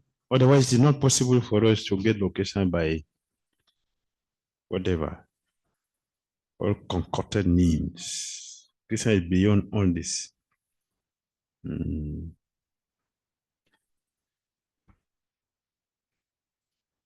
All right, 30. The Supreme Brahman, Krishna, is the ultimate resting place and source of everything. Everything is done by him, everything belongs to him, and everything is offered to him. He is the ultimate objective, and whatever acting or causing others to act, he is the ultimate doer. There are many causes, high and low, but since he is the cause of all causes, he is well known as the Supreme Brahman, who existed before all activities. He is one without a second and has no other cause. I therefore offer my respects unto him. Krishna is perfectly described. Is perfectly described. He is beyond the cause of all causes. This world, there are so many lows and highs and whatever situations are all there. But they are all calculated within this material world. But both the high and the low, they are all controlled by the Supreme Personality of Godhead. Aham Sarva Sha Prabha. Both the material and the spiritual world are functioning under his control, his supervision. Nothing which is above him. So Daksha is offering respectful obeisances to Krishna. What knowledge of his position?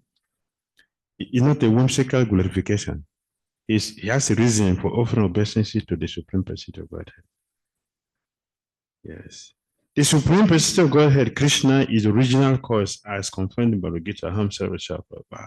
Even this material world, which is conducted under the mode of material nature, is caused by the Supreme Personality of Godhead, who therefore also has an intimate relationship with the material world. How Krishna has intimate relationship with the material world? How? What's the Krishna intimate relationship with the material world?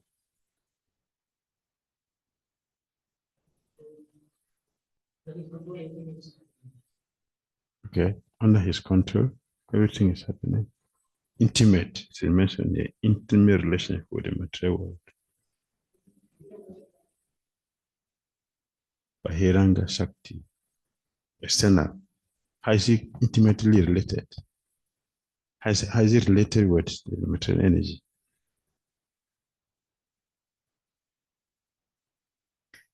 What is his connection with material energy?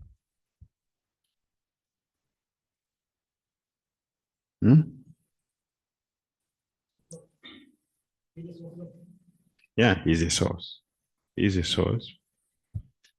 He therefore also has an intimate relationship with the material world. If the material world were not a part of his body, the Supreme Lord, the Supreme Cause, would be incomplete. Therefore, we hear, if one knows that the Vasudeva is the original cause of all causes, he becomes a perfect Mahatma.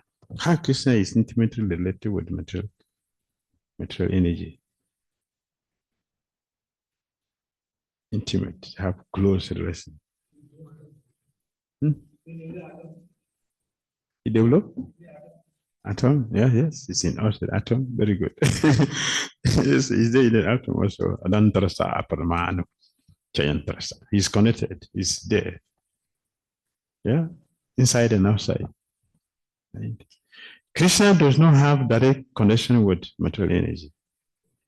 But Vishnu doesn't have direct connection with material energy. He doesn't have direct. Krishna who has direct connection, intimately related with material energy is Lord Shiva. Lord Shiva. Shambhu is connected. He had direct connection with Durga, Maya. Has intimate relationship there. Yes, he's also connected because everything is coming from him. Everything is coming from him directly. So he's connected. Which he also philosophically denied. I'm in everything, but not in everything. It's not there. It's there and not there. Simultaneously, one and different. So in this way, he's connected with everything. Yes. 31.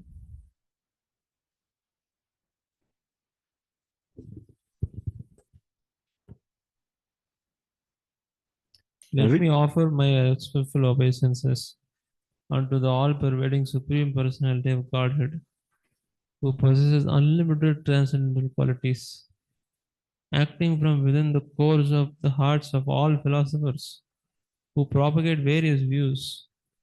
He causes them to forget their own souls, by sometimes agreeing and sometimes disagreeing among themselves. Thus, he creates within this material world a situation in which they are unable to come to a conclusion. I offer my obeisances unto him.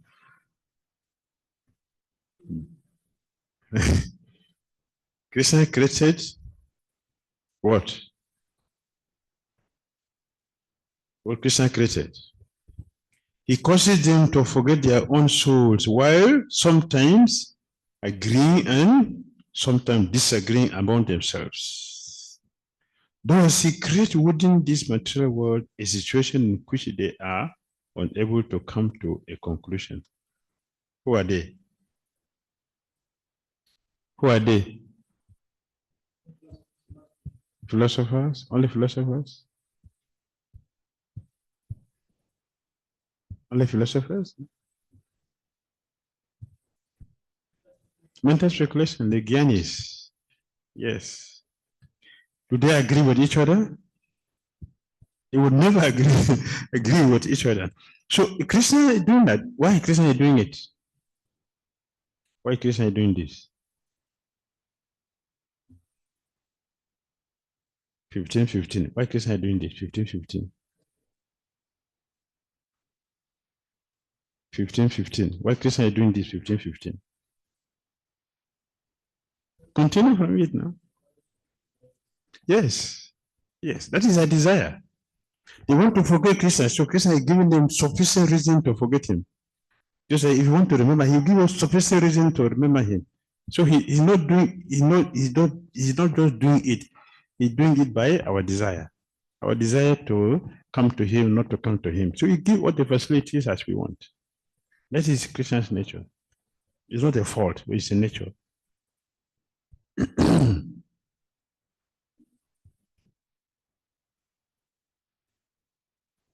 Philosophy means finding the ultimate cause.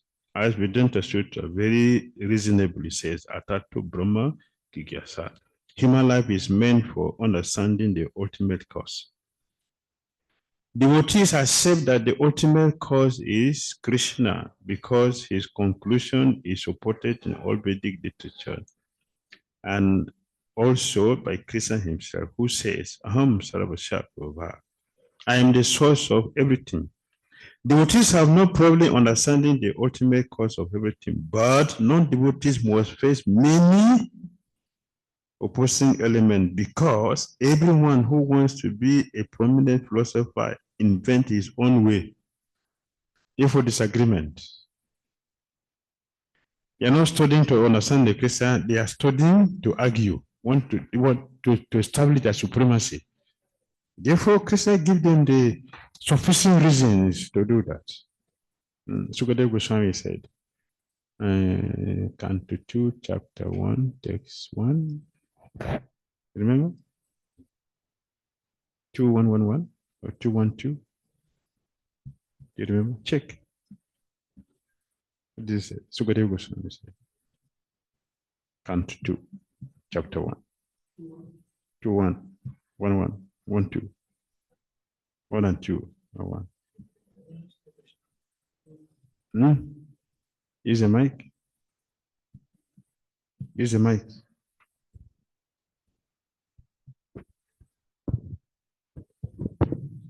My dear King, your question is glorious because it is very beneficial to all kinds of people.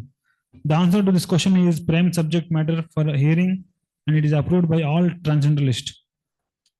Those persons who are materially engrossed, being blind to the knowledge of ultimate truth, have many subject matters for hearing in human society, O Emperor. Yes. Those who don't want Krishna, Krishna has given thousands of subject matters to discuss.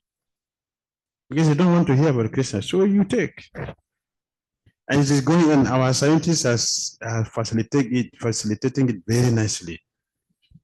Yeah. It's going on. What Krishna is saying in the scripture, we can see it physically. Every day, our scientists are keeping us in anxiety. Is it not? How many varieties of cell phone we have? How many varieties? Cell phone. Yeah? Thousands. Right? So Krishna used the word sahasra. So thousands of subjects. Cell phone, what is it do? What is the use for it? Just cell phone. What is the use? Common use for it?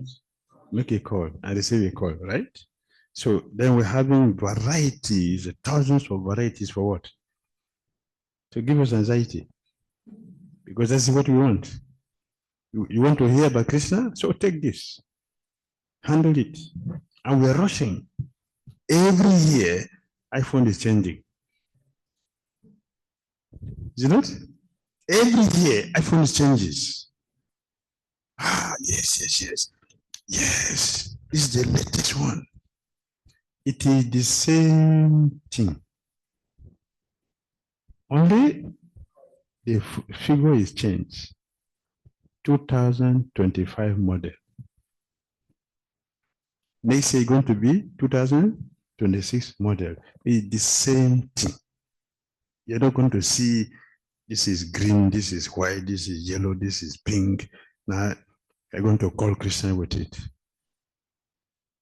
Christian has already his phone number,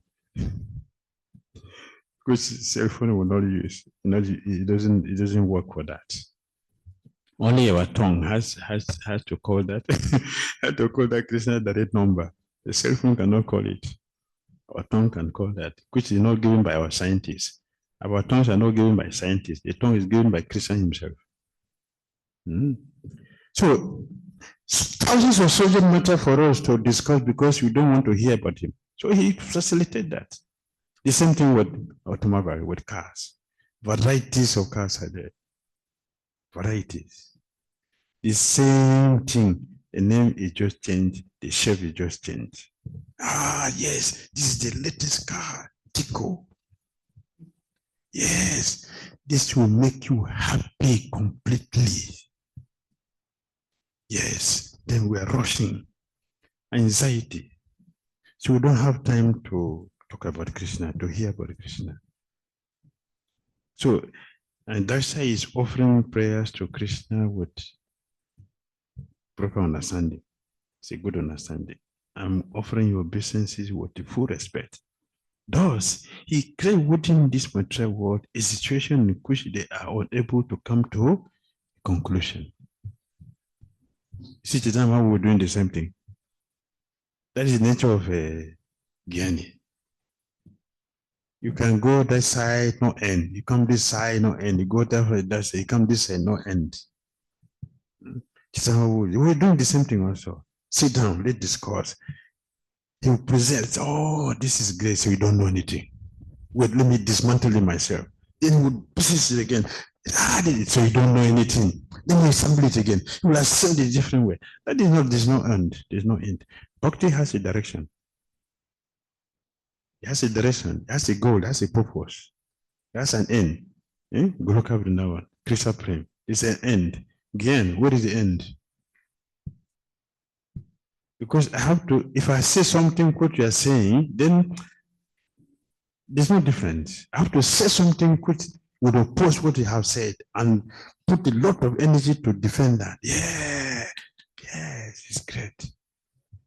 And how many days that will last? It's finished. Another person will come and push me aside. Another person come push you aside. It's just like that. Bhakti has direction. Therefore, the process of bhakti is supreme and to be followed by those who are fortunate. Now, one may ask why there are so many philosophers if the ultimate goal of philosophy is one. Undoubtedly, the ultimate cause is one, the Supreme Brahman. As Arjuna told Krishna about Gita, Param Brahma, Param Dham, Pavitram Paramam Bhavan, Purusham Sashvatam Divyam, Adi Devam Ajam Vibhum. So Arjuna said this, the ultimate is one, the supreme. Why there are so many philosophies? Why? Why there are so many philosophies if the absolute is one person? We don't accept. That is one side. That is just one side. What are the other reasons? If the absolute is one, if God is one, why so many religions? Why? Why so many religions if God is one?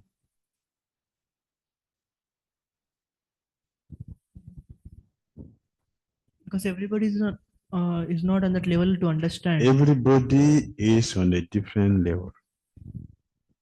Therefore, There will be different system for everyone. That is the love of God. That is the love Krishna has for us. That He has given us every reason, every situation to accept Him, to serve Him. So, like we have in schools, primary school is the kindergarten is there. Then you come to primary, then you go to college, you go to university, then you start making research. The same way in God realization, primary beginning is there. So there are so many people who are propounding so many philosophy, and none of them, all of them are useless. But Krishna allows them. Why? Because they will gradually graduate from there and come to where we are. And don't forget that we also came from there also. You should not think that we didn't come from there. We came from there after so much speculation for many lifetimes. And then we were made fortunate to be given this opportunity. So it's a great, great fortune to be a devotee, to take to Krishna with a great, great fortune. It will take a long time to come here where we are. Therefore, we should take it very seriously. We should not take it cheaply. We should not take it cheaply. One devotee wrote a Prabhupada letter, and there he was asking, Srila Prabhupada, I have seen many devotees giving up Krishna consciousness. So what should I do so I don't fall also like them? Prabhupada said, then you should chant minimum 16 rounds without offense daily. You should keep the principles strictly. Have faith in both the Guru and Krishna and the Shastra. And he said, don't take this process cheaply. Don't take it cheaply. It's not cheap. Yes. These speculators are envious of the existence of the Lord. Jagadahu and Ishvara. Their conclusion is that the entire cosmic manifestation has no controller, but it is just working naturally.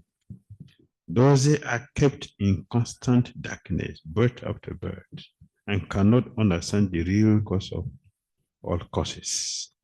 This is the reason why there are so many schools of philosophical speculation. 32.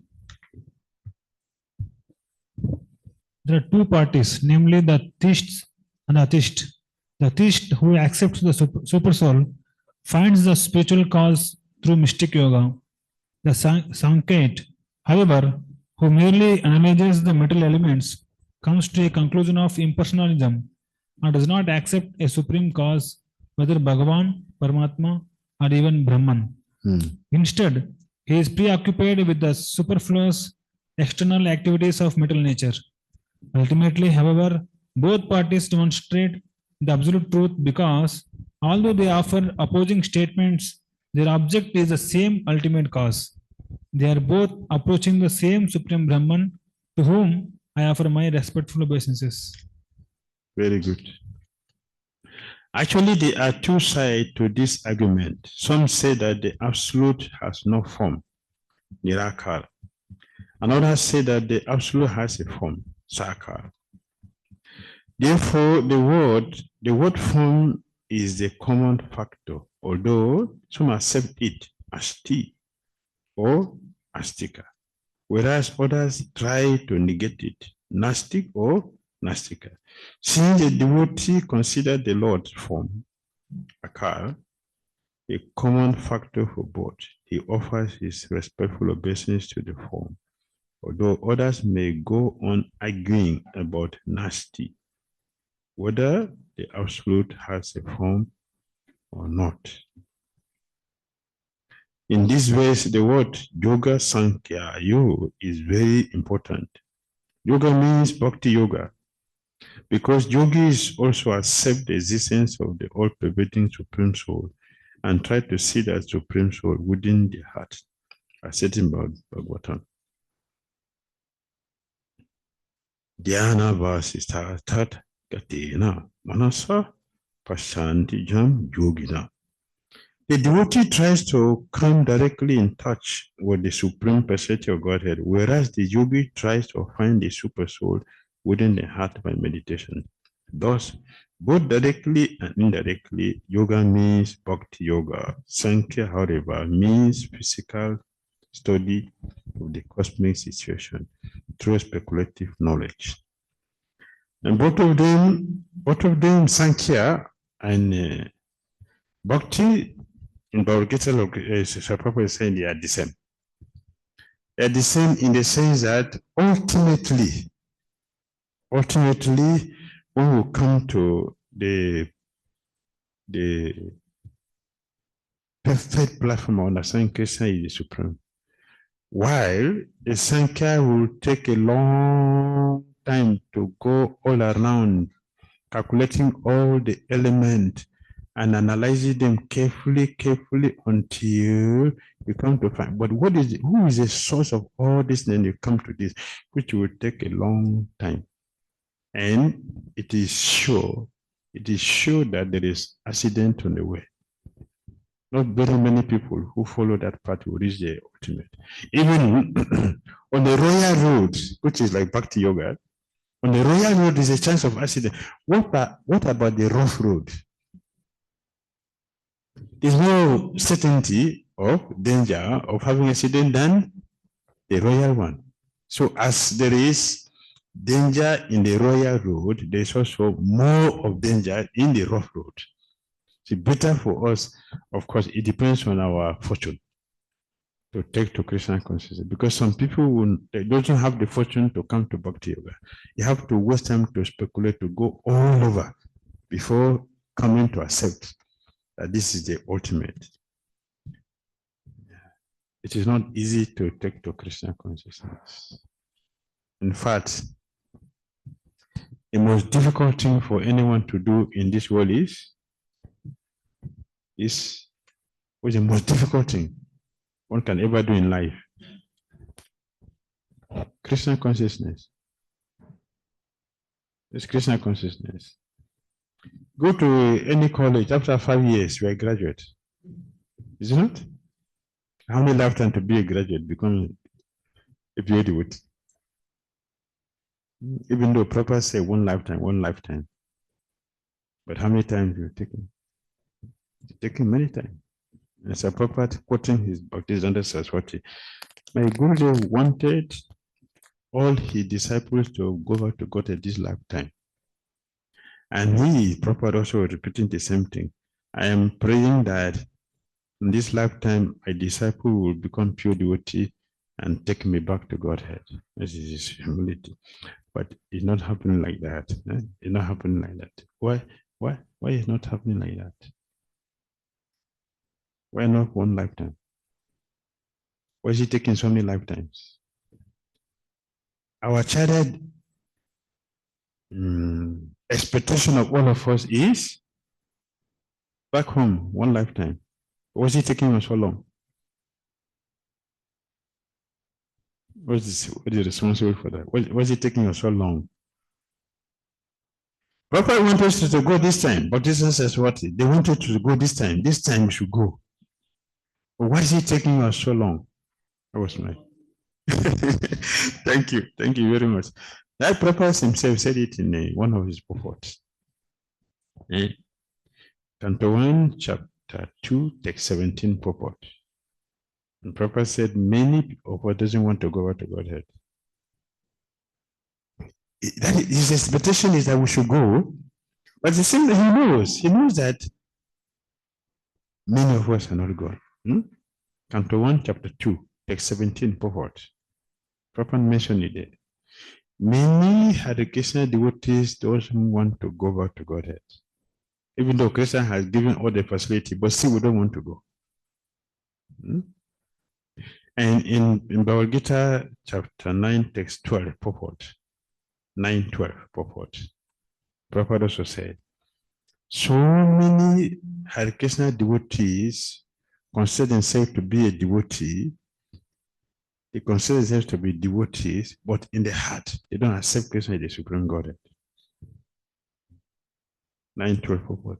Yeah. 1 to 17. Yes, 1 to 17. 1 to 17. The Lord is so kind to us that he can be present before us personally in the form of transcendental sound. The Lord is more anxious to take us back into his kingdom that we can desire. Most of us do not desire at all to go back to Godhead. Only a very few men want to go back to Godhead. But anyone who desires to go back to Godhead, Sri Krishna helps in all respects. See, he desires that we should go, but at the same time, he's not foolish. he knows he's seeing from all our attitude in Krishna consciousness. He's seeing everything. Many of us doesn't want to go. Only very few people will make it. Majority of us will not make it. He didn't close the gate. He opened the gate. It's open. But it depends on us. Yes.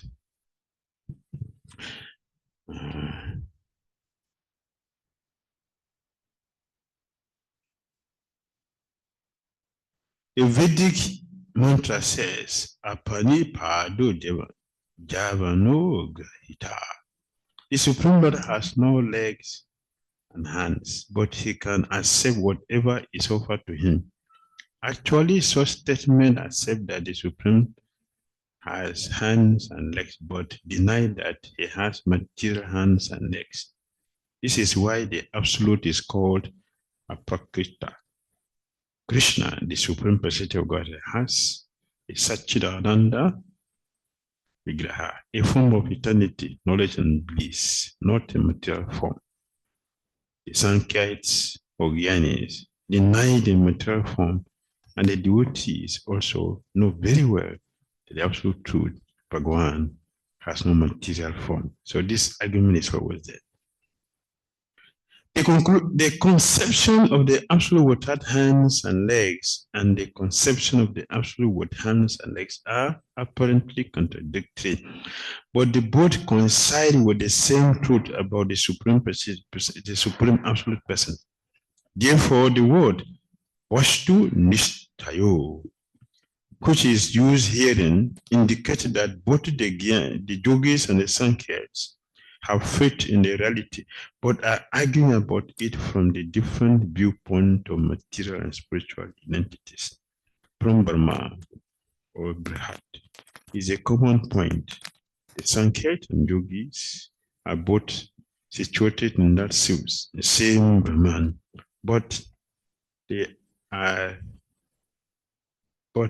differ because of different angles of vision. The Bhaktas know that the Supreme Person has no material form, whereas the Gyanis simply deny the material form. One should therefore take shelter of Bhakti Marga, the path of devotion. Then everything will be clear.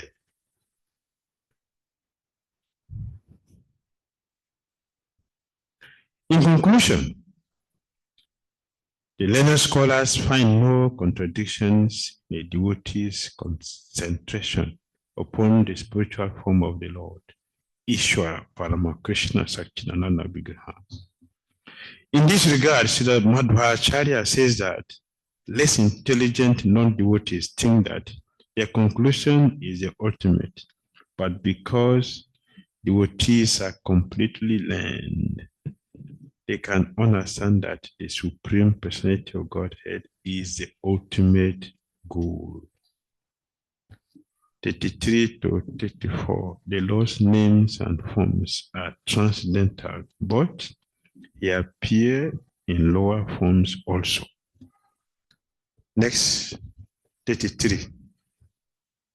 The Supreme Personality of Godhead, who is inconceivably opulent, who is devoid of all material names, forms, and pastimes, and who is all-pervading, is especially merciful to the devotees who worship his lotus feet. Thus he exhibits transcendental forms and names with his different pastimes.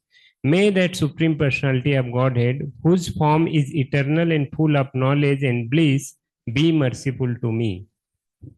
Thank you. Is it partiality? Is it partiality? What is it? The Lord is all-pervading, is especially merciful to the devotees who worship his lotus feet. This is not partiality. This is natural. They worship him as a person, so he appears to them as a person. For those who do not accept him as a person, he also appears to them as nobody. Yes. In regard to the significant word, Anama Rupa, Sri Sridhara Swami says, Prakrita Nama Rupe Rahitopi. The word Anama, which means having no name, indicates that the Supreme Personality of God has no material name.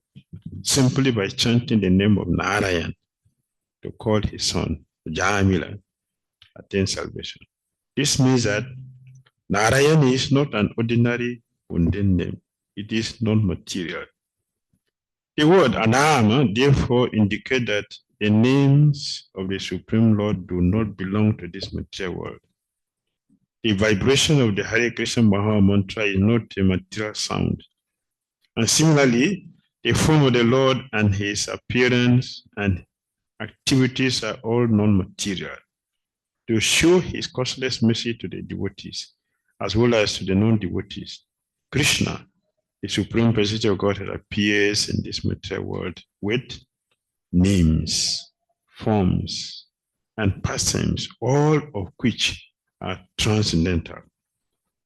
Unintelligent men who cannot understand this think that these names, forms, and pastimes are material, and therefore they deny that he has a name or a form. Why did he accept the form? Why the person didn't accept the form? What is the reason for not accepting the form and the name? What is the reason?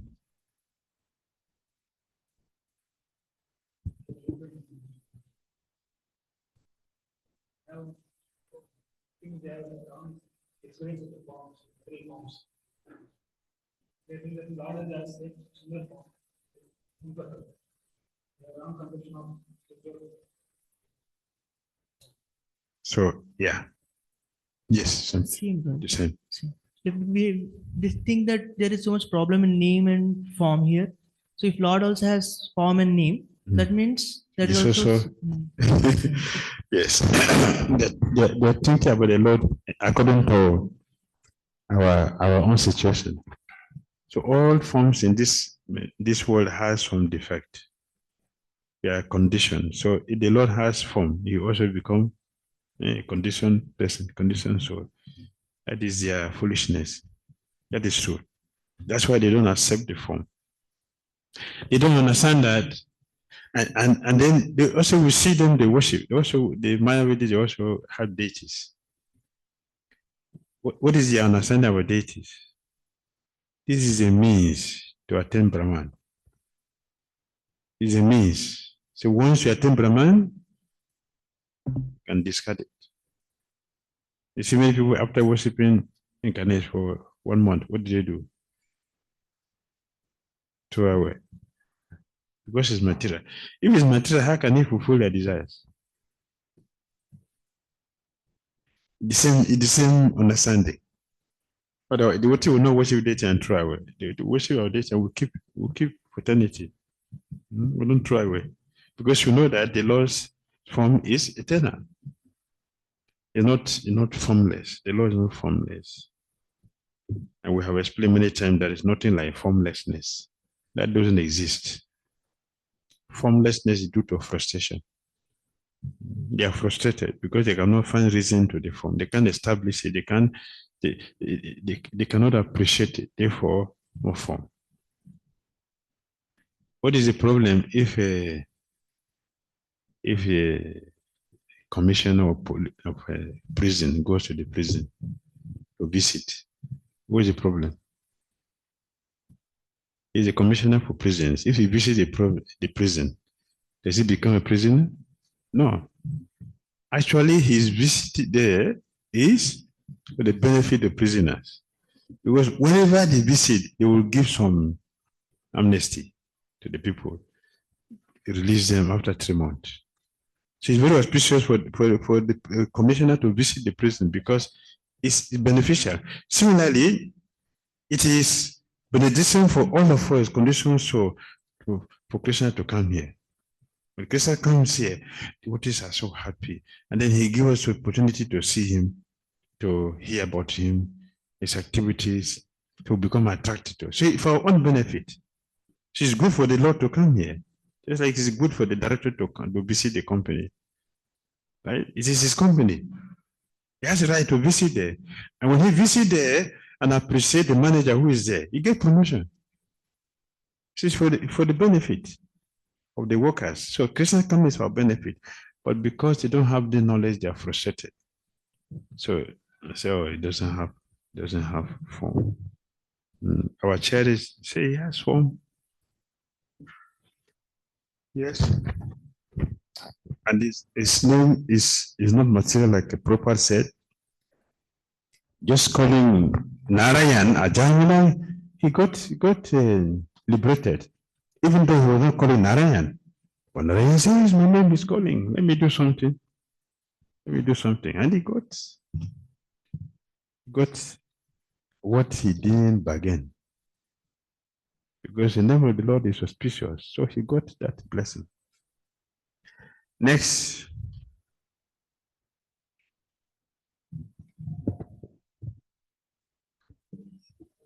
As the air carries various characteristics of the physical elements, like the aroma of a flower or colors resulting from a mixture of dust in the air, the Lord appears through lower systems of worship according to one's desires, although he appears as the demigods and not in his original form.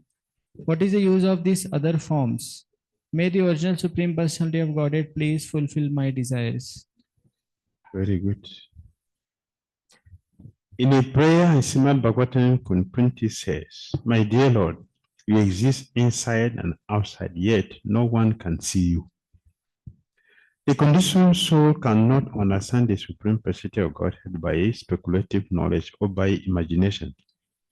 One must therefore know the Supreme Personality of Godhead by the grace of the Supreme Personality of Godhead. By his grace, the Lord will reveal himself by his grace. He reveals himself, but he cannot be understood by speculation. Only by his grace. He shows us his mercy.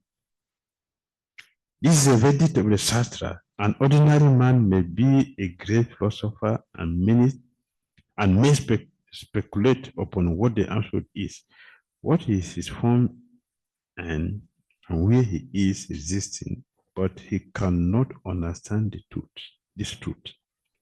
Sevonbuke hijuado swayam eva spuratiada. One can understand the Supreme Personality only through devotional service. This is also explained by the Supreme Personality of God himself, Bhagavad Gita.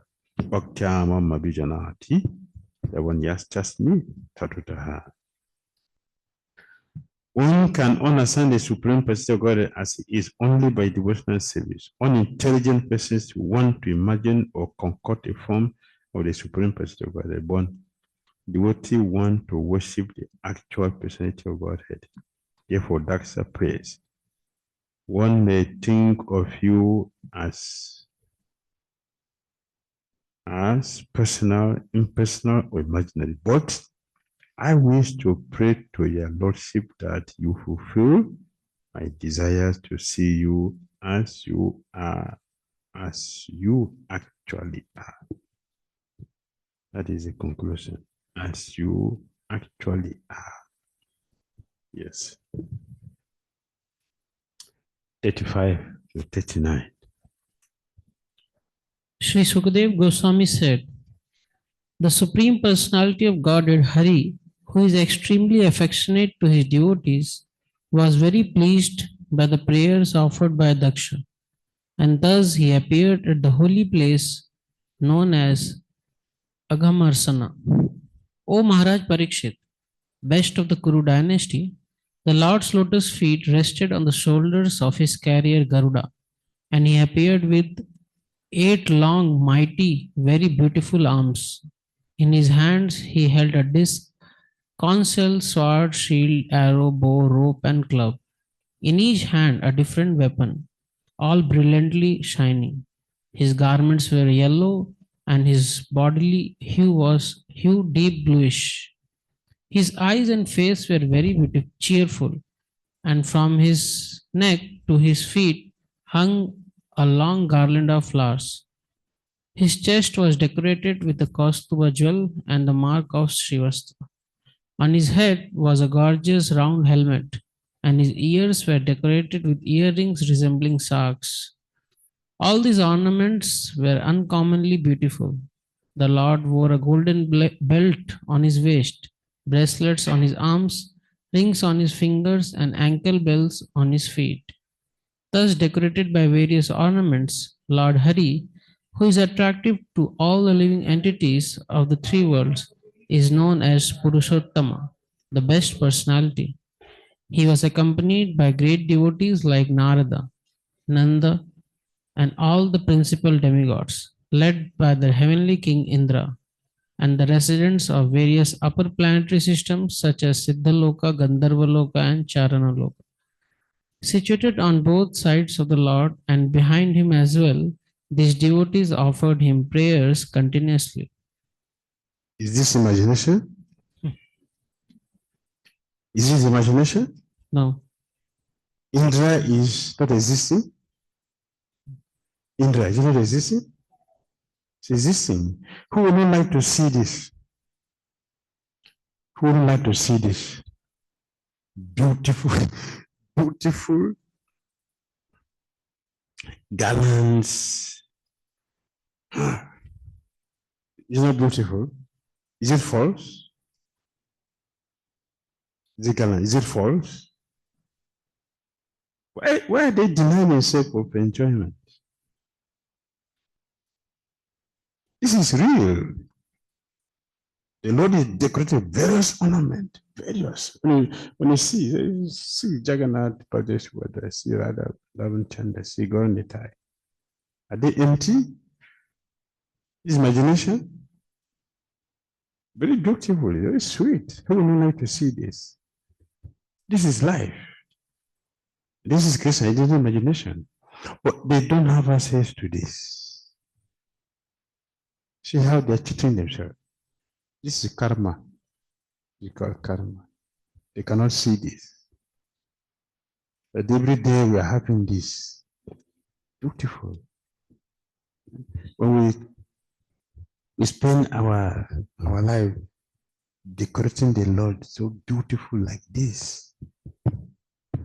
You understand what we're doing? We're dealing with the Lord, the Supreme Lord. We have the opportunity to do this every day, touching the Lord every day. It's a great fortune.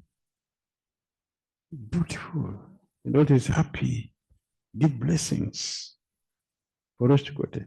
But they don't have access to this. Narasimhan is here, Nanda, Sunanda, all the principal demigod, Lord Indra, all of them are here enjoying the Lord.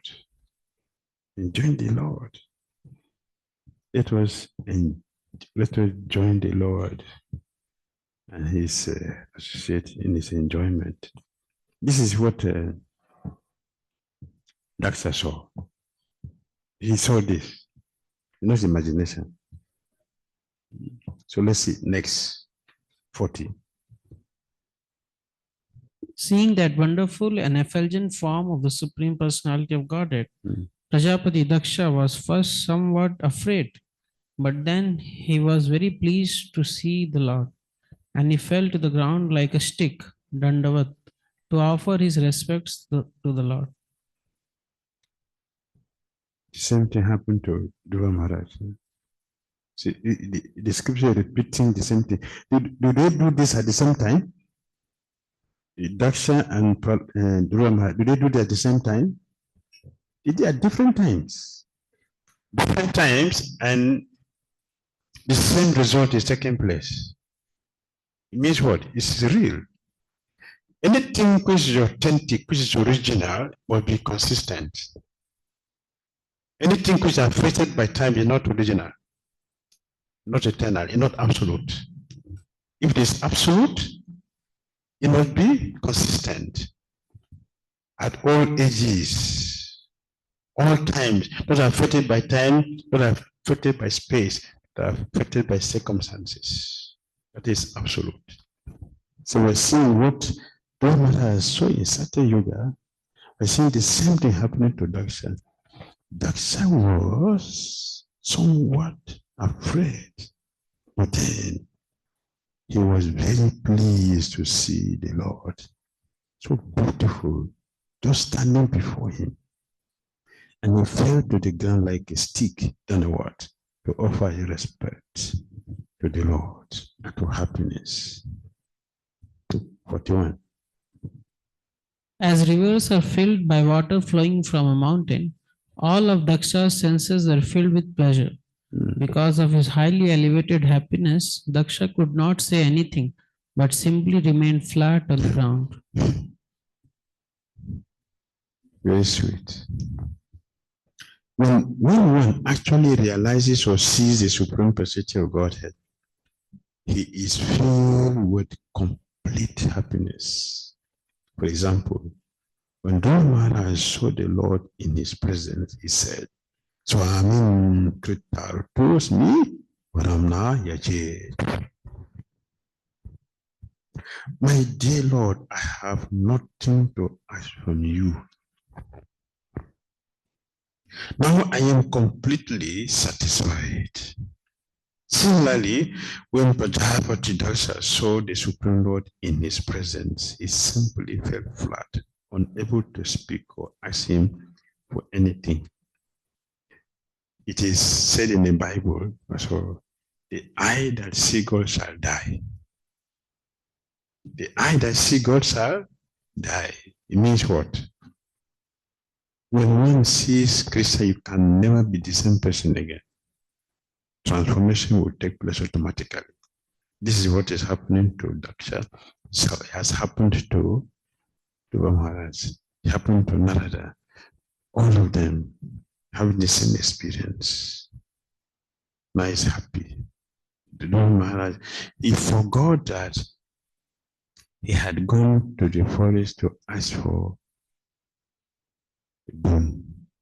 And now the personality has come to grant him that boon. He said, no, I don't want again. Please forgive me. Envious demigod influenced my intelligence. That I did not ask you for pure love of Godhead. I asked for material things. But now, because of your presence, has purified me from that contamination. Please, I don't want again. This is a sign of advancement in Krishna consciousness.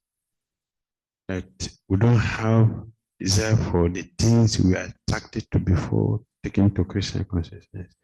They are no more attractive to us. That's the proof. Yes, this advancement is taking place. All the things I was attracted to, all the things I liked before, all the things that I cherish very much, they are useless for me now. It's advancement. One can know that yes, advancement is going on.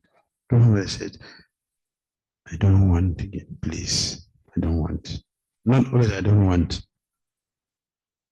Forgive me for the offense of asking you for it. It's an offense for asking you for material things. Forgive me. And the Christian said, don't worry.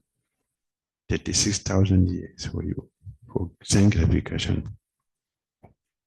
36,000 years, no old age. That means what? You have the strength to gratify the senses fully. That's what it means. No old age. Old age will affect our gratification. You can't eat like before, you can't run like before, you don't have the same appetite, no. Krishna said, no old age for you. You remain 5 years like this and continue to enjoy for 36,000 years. So Buddha didn't get old. 36,000 years, that is a long time. No old age. So remain 5 years. This is Krishna consciousness. This is Krishna consciousness. Daksha, although his own position is inferior to that of Maharaj, but still, he saw the Lord face to face, and all is very happy. What a blessing. 42. What the Lord said.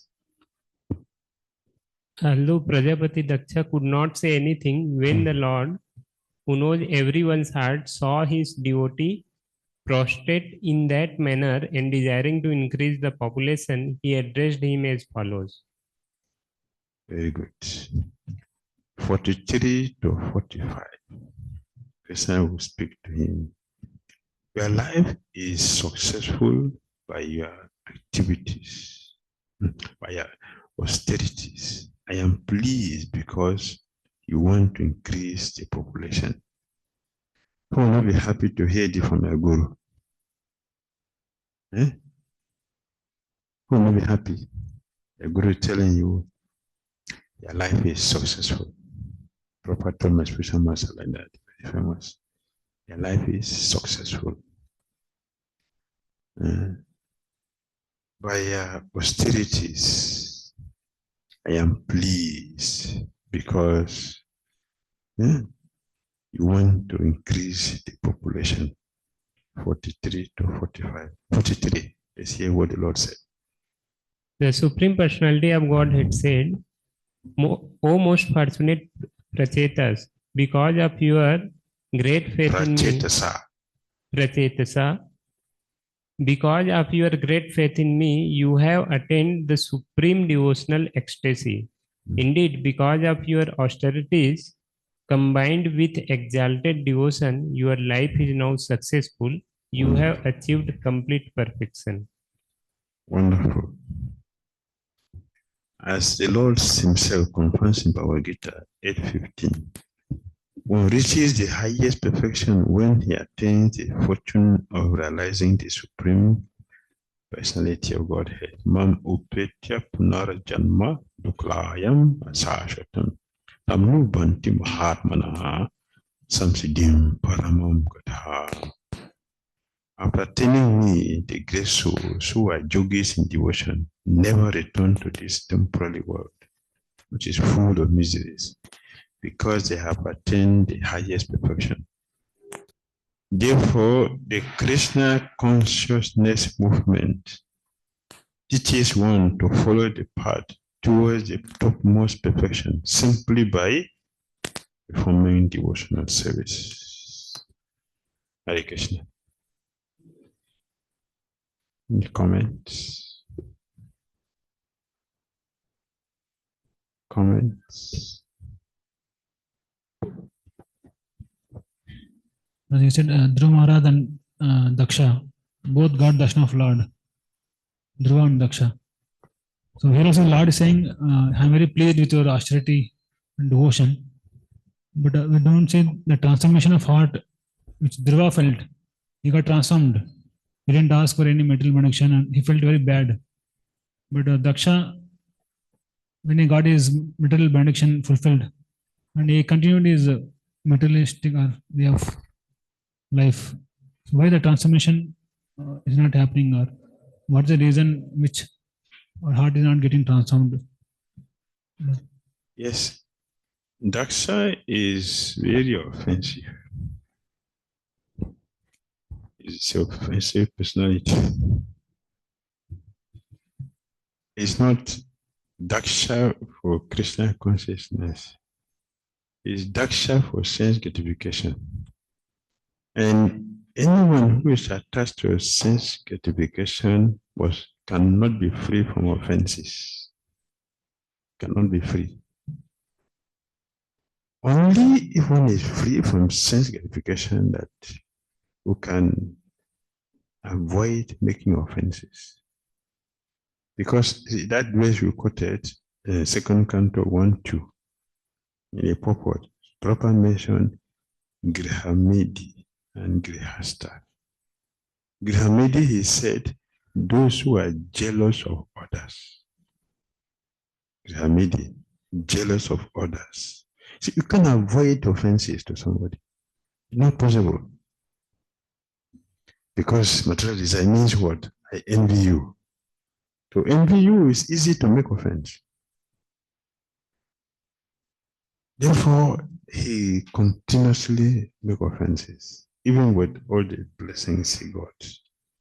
You will see that he's going to curse Nadamuni next chapter. For what? Doing something which he cannot do. And Prabhupada mentioned one of the purports that